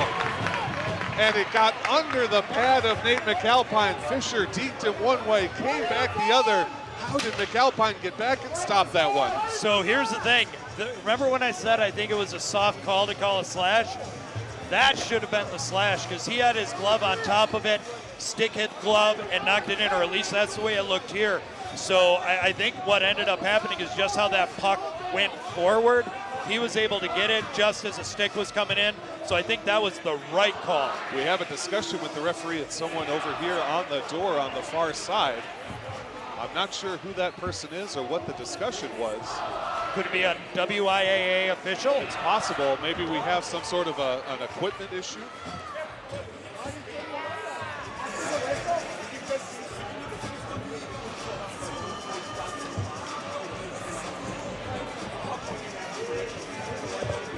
All right, so what we're hearing the ref say is the puck was covered and then there was a whistle, then the puck went in.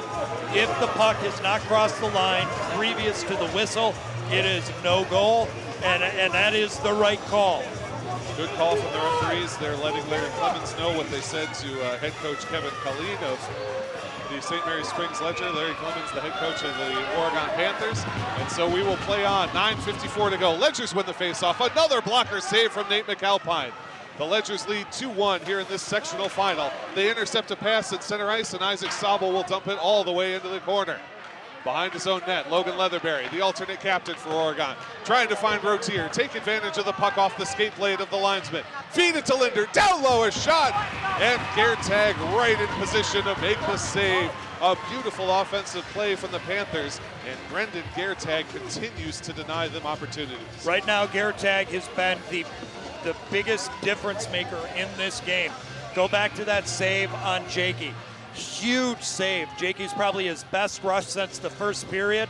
And again, he's just standing tall in net. Faceoff is controlled by the Ledgers, and coming forward is Will Stellmacher. He feeds it across to Armani Fisher. His shot is off the bottom of the glove of Nate McAlpine. Fisher again with it on that near side wall, battling for it. Here's Stellmacher again, feed towards James Shervin and out into neutral ice with 9:14 to play. Isaac Sobel now slingshotting around for the Ledgers.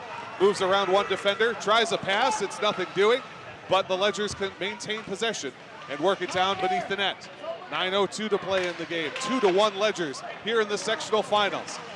Another quick shot that time from Sobel, but it does not make it to the net. Panthers behind their own net, and Lindert will rim one hard, and I believe that's going to come down for icing. And boy, 4, 5, 7, and 8 out there for Oregon. They looked tired. Needed to get a change. That was a real long shift, and I think that's maybe why the icing, because there was a lot of time and space they could have moved around.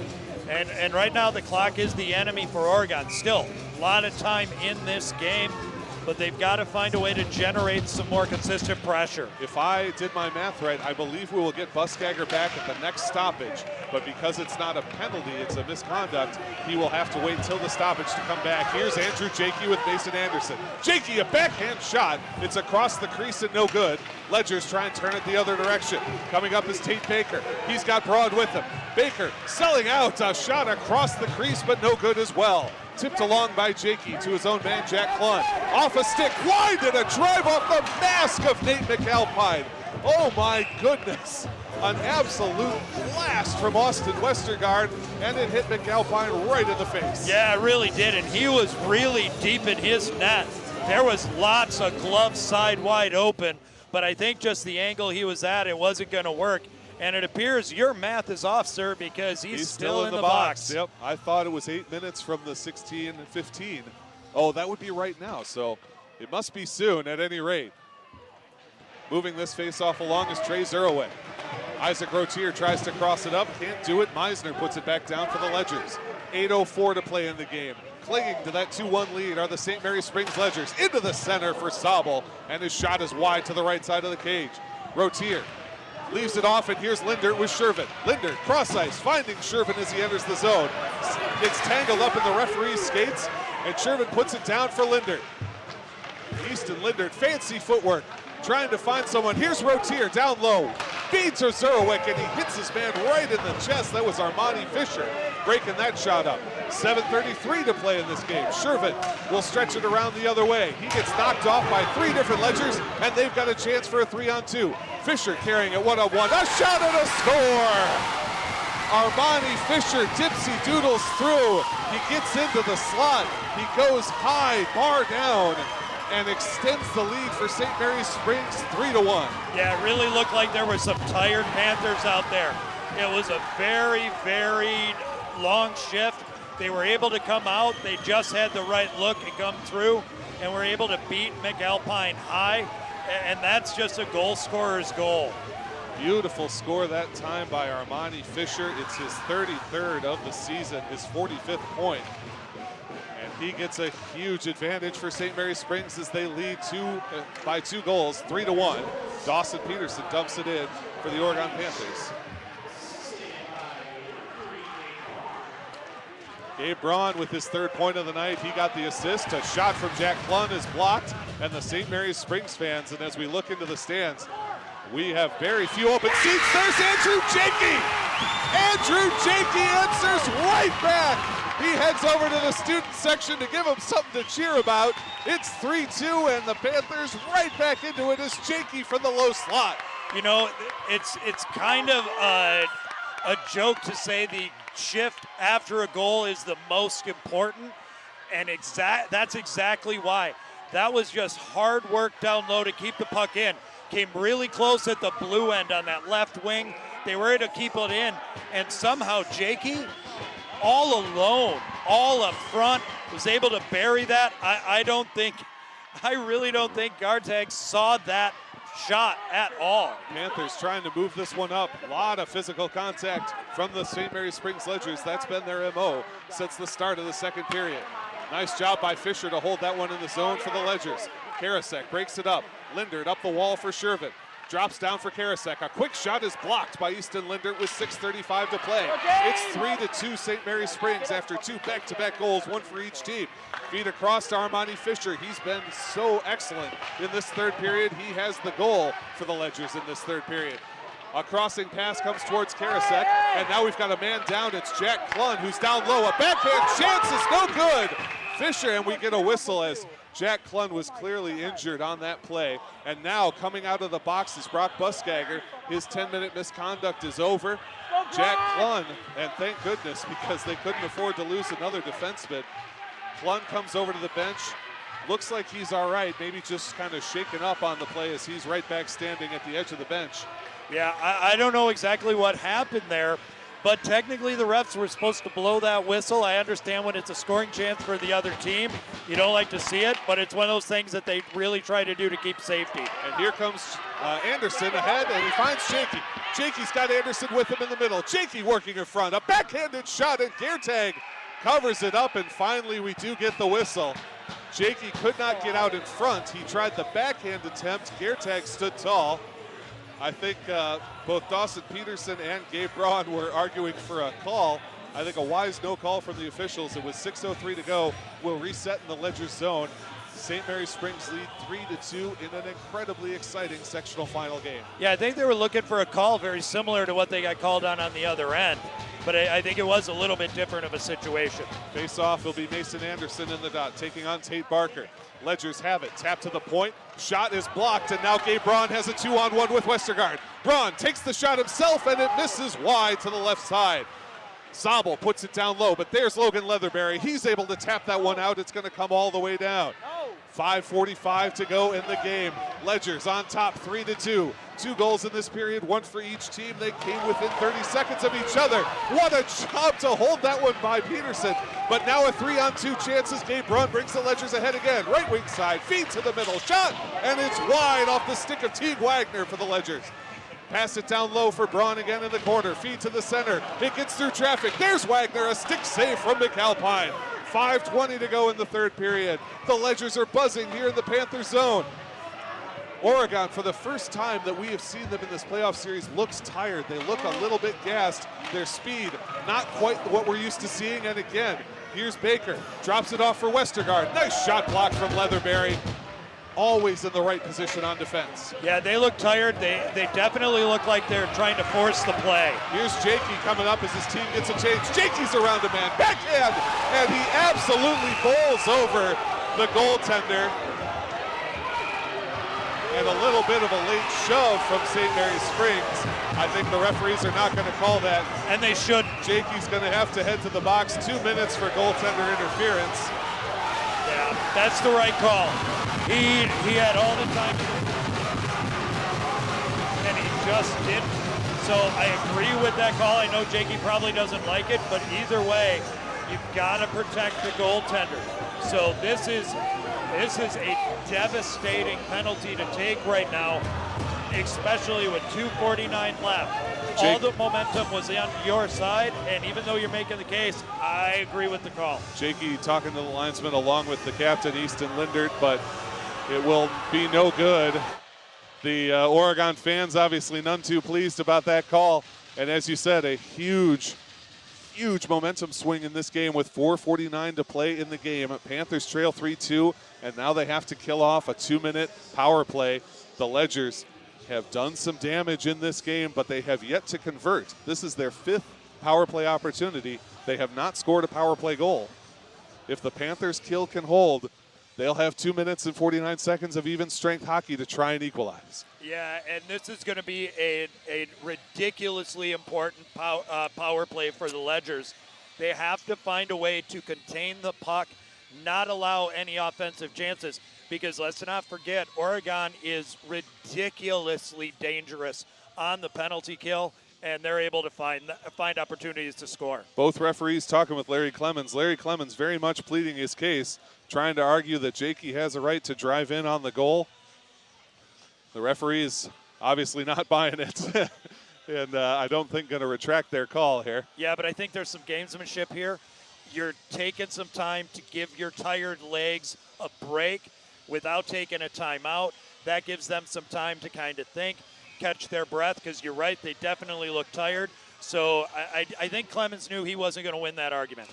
Face-off will happen in the far side of the Panthers zone. McAlpine was working his glove. Yep, yeah, referee making sure that the goalie is all set to go, and we are underway. Ledgers do win that face-off. Working it forward is Sobel at the faceoff dot. His shot does not get through. It is blocked down by Logan Leatherberry, who looks a bit worse for the wear after taking that hit maybe on the wrist. Now Gabe Braun at the faceoff dot. He feeds down low. They try to distribute. There's Westergaard. His shot is well wide. Angles off the boards and into the safety netting.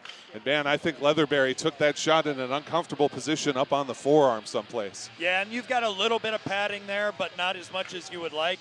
I'm sure he's just going to do his best to shake that off, and I don't see him coming out anytime soon. 4:31 to go in the game. Minute 42 to go on the power play. Panthers trail 3-2 as the St. Mary Springs Ledgers have a 5-on-4 skater advantage. James Shervin pushing at the point. Can't get it clear. High off the glass, though, is Jack Klund, and he does get it out into neutral ice. Sobel for the Ledgers. Finds Westergaard. Coming in left wing side, he's got Braun trailing him. Westergaard to the bottom of the dot. Feed into the center. The one-time attempt is no good from Tate Baker, broken up by Leatherberry. Feed back to the middle, and here's a chance for Jack Klund. Jack Klund's got Rotier across. He's got Shervin with him. Klund tries to get around to Sobel, fighting with Sobel every step of the way. 1 minute 12 on the power play, and now the Panthers have to get back on defense. Tate Baker stretches it across to Armani Fisher. Fisher's got Braun trailing. Shot and a save! And Leatherberry does not like Fisher coming in on his goaltender, McAlpine, and they're going to send Fisher right to the box for goalie interference. The referee signals immediately. We'll go 4-on-4 for a minute 1. Yeah, I think at this point the refs are going to make it very clear. You make a run at a goaltender, you push and shove after. We're not going to have anything to do with it.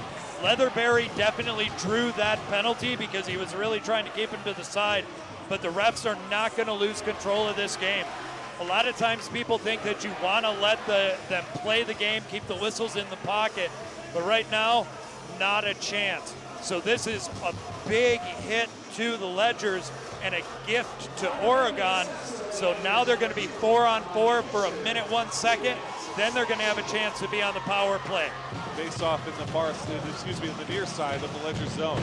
Controlled by the Panthers, but now the Ledgers skate it forward. Get it cross ice, and they find Gabe Braun, the leading goal scorer. A shot and a save from McAlpine. The rebound is loose behind the net. 48 seconds left in the 4-on-4. Then the Panthers will have 59 seconds of a 5-on-4 power play. Trying to work around his man is Lindard. What a job there. And here comes the alternate captain, Mason Anderson. Anderson working on Sobel. His parking shot goes up over the net, and it'll be picked up by the Ledgers. Moving across to Sobel, right wing side. Works his way into the center. Can't get past Brock Buskagger. And a swing and a miss over the top gives the Easton Lindard a chance to regather for the Panthers. Lindard angles off the wall for Mason Anderson. Anderson with a nice little light touch, and in center ice, here comes Easton Lindard. Top of the circle. Lindard, a shot! It's loose in front. He can't quite get the shot on. Buskagger holds it at the blue line. It bangs off a Ledger stick, and the Panthers will get some new skaters. 2 seconds to go until we are on the power play. Jakey's out of the box. Panthers 5-on-4. Isaac Rotier dumps it in as the Panthers give chase. 2:42 to play in the game. 50 seconds on the Panther power play. They trail 3-2 here in the sectional final game against St. Mary Springs. Jakey, a shot, and it is saved down by Geertag at the last possible second. Feet in front, and Geertag covers with Leatherberry right on his heels. Yeah, notice how Leatherberry just skated away quick. He wasn't going to do anything, and that's what we want to see. Jakey has now been rested for 2 full minutes. Don't be surprised if he's out there for the rest of the game at this point. I think we're going to see Shervin come out probably pretty soon. Are they calling a timeout? I believe we may have, yes. I see Coach Larry Clements down here with his whiteboard, and he's got a timeout. So 60 seconds of a timeout coming up for the Panthers. 39 seconds of a power play, 2 minutes and 29 seconds left in this game. You have got to find a way through Brendan Geertag, who has been so strong tonight. You're 5-on-4. Who are you sending out there, and what are you telling them to do? Well, obviously, it's going to be the usual suspects. You're going to see Shervin out there. You're going to see Jakey out there. You're going to see Lindard out there. Probably going to see Anderson out there. And also either Leatherberry or Buskagger. Leatherberry most likely, because I've seen him activate down deep an awful lot in this game. I think that's who you're going to want out there. Really, the next question is, when do you pull McAlpine? If they're unable to convert on this 39-second power play, when do they pull him in? Because quite honestly, they haven't done a good job of holding the zone. So pulling your goalie is honestly a dangerous proposition too early. I mean, Patrick Waugh likes to pull him with 9 minutes left in the third period. You can't do that here. But this isn't giving their best guys a chance to rest. They've got to find a way to work that puck and get the same kind of looks they did on their last power play and try to capitalize on it. They will have 39 seconds of a 5-on-4 power play. We have 2 minutes and 29 seconds left in regulation. The Panthers trail 3-2 against the visiting St. Mary's Springs Ledgers. This is the sectional final. The winner goes to the state semifinal in Middleton on Thursday. Everything is on the line for both of these teams. 4, 5, 6, and 7 out there, along with number 12, Logan Leatherberry, win by the Panthers on the faceoff. Here's Mason Anderson. He rips a shot, and they try for the deflection. They had a set play on. Leatherberry just did not quite connect. A nice job by Geertag to hang on to that one. And yeah, it seems to be the plot of this period is extra movement towards the goaltender, because it looked like Leatherberry did get a little shot in there. They got to be careful with that. Faceoff is controlled this time by St. Mary's Springs. Sent towards the point, and they're trying to find a striding Gabe Braun. They want to win this game right here, shorthanded. James Shervin has got it with 2 minutes and 10 seconds to go in the game. 18 seconds on the power play. Jakey striding forward along the right wing side. Braun hassles him all the way there. Puck on the point. It's held that time by Easton Linder. Now Braun has a look. He sends the shot down. And that is no icing with 5 seconds still left on the power play. New St. Mary's Springs skaters, and the power play is over. We're even strength in the minute 48 that's left in this game. Here comes Mason Anderson ahead to James Shervin. Shervin stops up and looks defeated. Back to the point. It's out of the zone. Logan Leatherberry with a minute 40 to go for Oregon. Angles it off the wall. It's picked up that time by Barker. His shot is fought off by McAlpine. Leatherberry just looks absolutely gassed out there as here comes Jakey. Sends it off the boards trying to find Shervin. Back that time towards Easton Linder. Here's Leatherberry up the wall for Jakey. Broken up by the Ledgers with a minute 18 to play. And that will be an icing call. And now the Panthers have a decision to make. Do they want to take the face-off in the Ledgers zone with 6 attackers on? I don't think so. It does not look like it. McAlpine showing no signs he's coming out. Yeah, and quite honestly, I don't think Leatherberry has been off the ice for the past 4 minutes. He's been out there so much. We're going to take this face off at center ice, so it must not have been icing. It's that same line out there for the Panthers they had on the power play. Face-off is won by the Ledgers, and coming forward is Westergaard, top of the circle. Shot too high over the corner of the net, but Gabe Braun at the point. His shot comes through over the top of Westergaard's head. Minute 4 seconds to go in this game. Panthers trail by 1. Here's Tate Baker, around traffic, shot is too high. 57 seconds to go.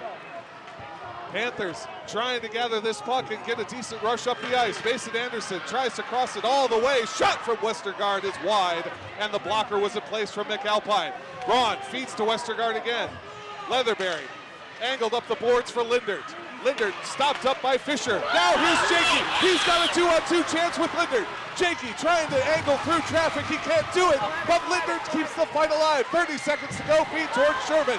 Rotier trying to get this puck. Loose gathered for Braun with 25 seconds to go. Blocked by Rotier. He holds the blue line. Now we're loose into neutral ice. Just 20 seconds remaining. It's all or nothing for Oregon here. Here comes James Sherman. The net is empty. They've got 6 men on. Jakey with 12 seconds finds Sherman. Sherman striding towards the net. There's Anderson with 8 seconds to go. Comes out of the zone. And that's going to be icing. 3 seconds to go. We'll have a face-off in the Ledgers zone. They just missed the cage. And the Panthers will have 3 seconds with 6 attackers to try and score and force overtime. Now, they have done so well in the face-off, Doc, but this is the most important face-off they're going to have. They're going to have to win it back. Now they're calling a timeout for the Ledgers, which is a smart play. Yep. But they've got to win this face-off. It looks like that face-off is going to be coming from the left-hand side. That means they're going to have to try and either work it directly back to the slot and get that one-time shot from a right-handed shooter, or try and get it to the point and move it over and take the shot. So we're going to see all the Ledgers kind of really fill that gap right down the middle. The danger with that is if you don't allow Geertag to see the shot, there's that risk for deflections.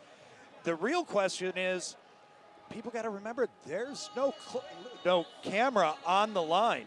it's going to be, if that puck goes in, the ref is going to have to make the determination whether it's on time or not.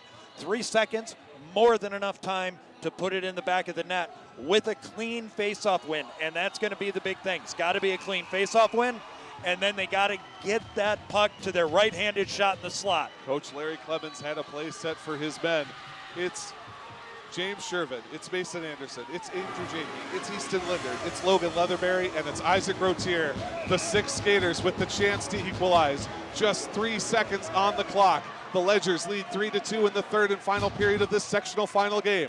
Linesman ready to drop the puck on the dot, and it is now, this one will end. Ledgers go for a physical tie-up. They succeed, and they wrap up the victory 3-2 over the number 1 seeded home team, Oregon Panthers. Oh, and you could tell Leatherberry is gassed. I think everybody on this Panther team is absolutely gassed. Ton of excitement over on the other side. The Ledgers played an amazing game, and you got to look at Gertag, who just had to stand on his head for a number of big shots, but you're absolutely heartbroken for the Panthers, who had an amazing season.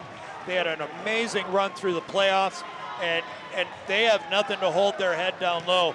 They played an amazing game. The seniors for the Panthers in a core with each other, saw a few tears, and you can understand why. This is such an incredible game. It's so hard to lose a close one like this, especially as your final high school game. But as you said, and I would echo this sentiment 100%, there is no way to be unhappy about the performance of the Oregon Panthers in this game. The seniors in particular, they played phenomenally against an outstanding opponent in St. Mary's Springs.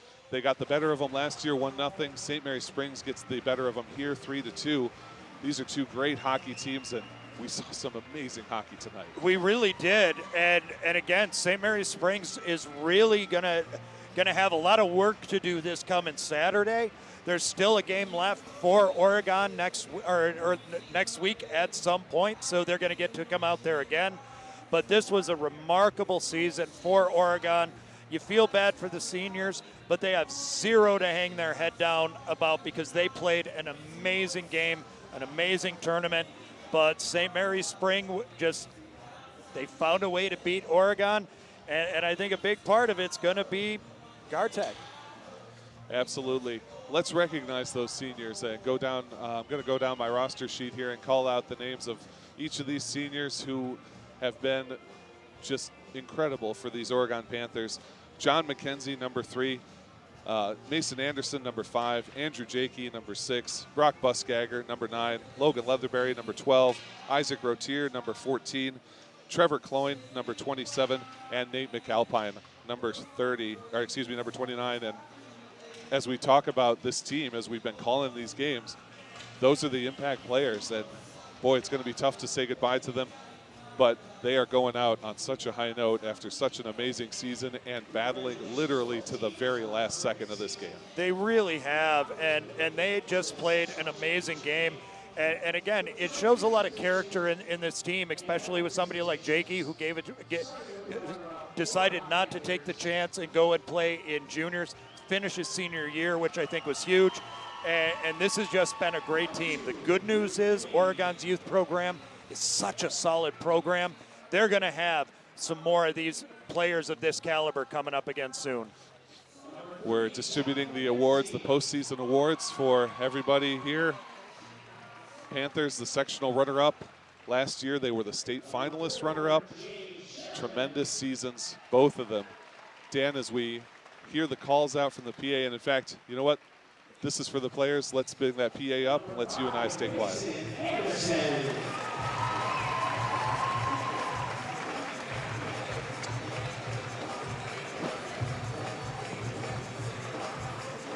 Number 6, Andrew Jakey.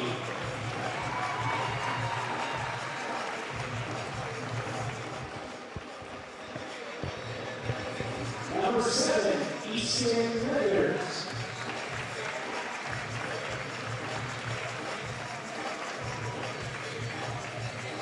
Number 8, Trey Zerwick.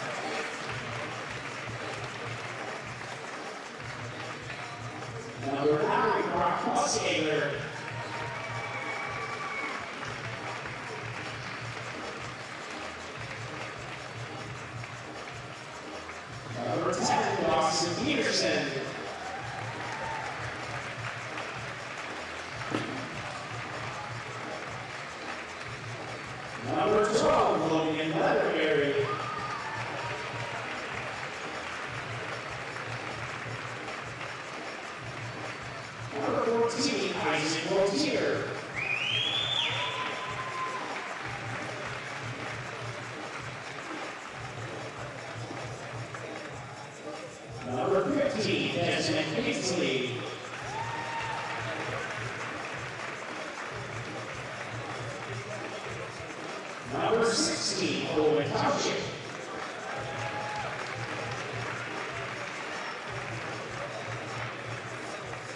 Number 17, George Fairstep.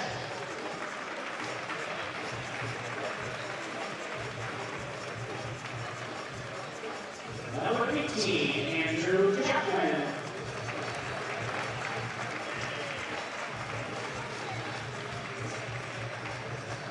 Number 19, Ethan Fish.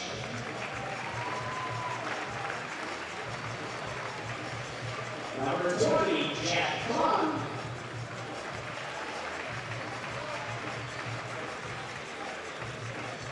Number 24, Ashton Wolf.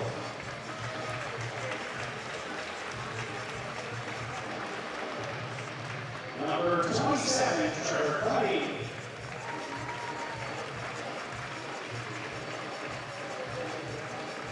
Number 29, Nathan McElhine.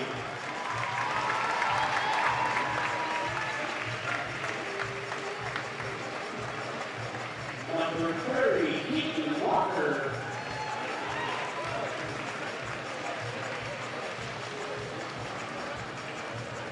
And number 35, Nicholas Schoolyard.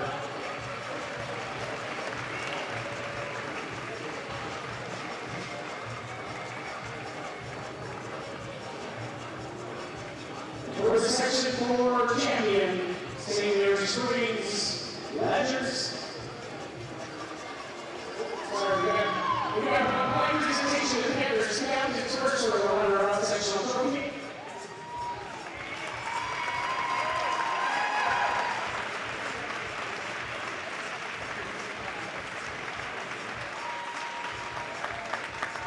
Now to the St. Mary's Springs.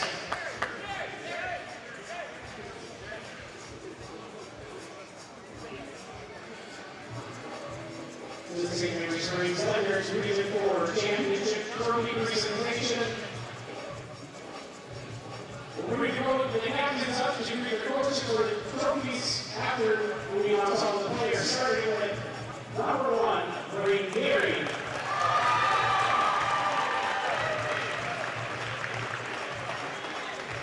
Number 2, Armani Fisher.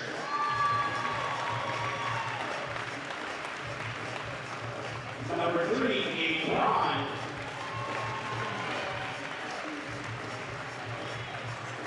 Number 4, Austin Westergaard. Number 5, Isaac Sable.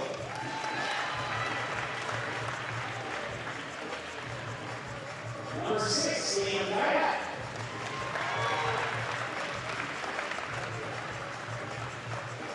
Number 7, Will Stemmacher.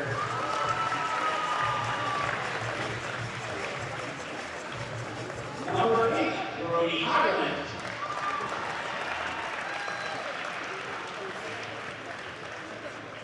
Number 9, LJ Smith. Number 13, Quinn McLaughlin.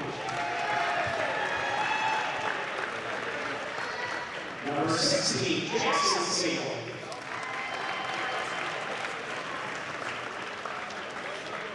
Number 17, Jaden Eisner.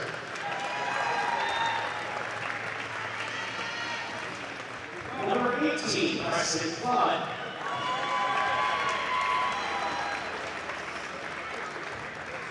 Number 19, T. Wagner.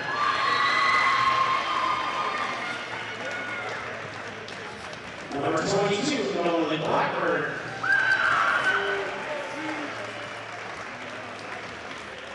Number 23, Kate Baker.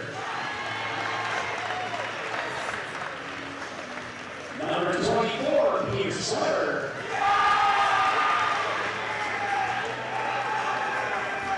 Number 25, JT Boyce.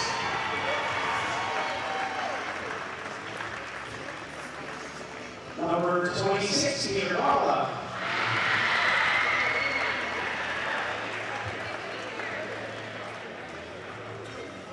Number 28, Ryan Rayback.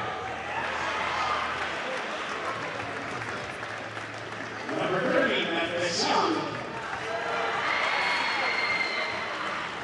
Number 35, David Rockman.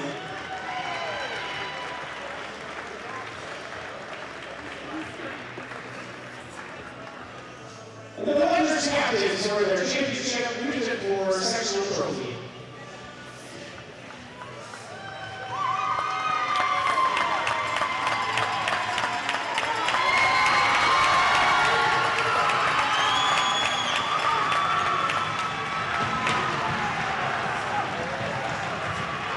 Well, folks, that is going to do it for us for this Panther hockey season. If you're just joining us, rewind YouTube, find the DVR settings, go back and watch this game. It didn't go the Panthers' way, but this is one of the greatest high school hockey games you are ever going to see. The St. Mary Springs Ledgers win the Sectional 4 final in Division 2. They defeat the Panthers 3-2. And Dan, I don't know what more we can say about this game than we've already said, other than that it's been an absolute pleasure to do these broadcasts with you, and it was so much fun to watch these kids play hockey. It is absolutely true. It's a pleasure to do this with me. Just because that's kind of the way it is. But no, it's great to get up here, watch great hockey. The kids on all the teams we've watched, they've always gone out there and just played as best as they could. This was an amazing game to watch. You feel for all the seniors on the Oregon team, but at the same time, St. Mary Springs just came out and they never deviated from how they played. They played their game from beginning to end.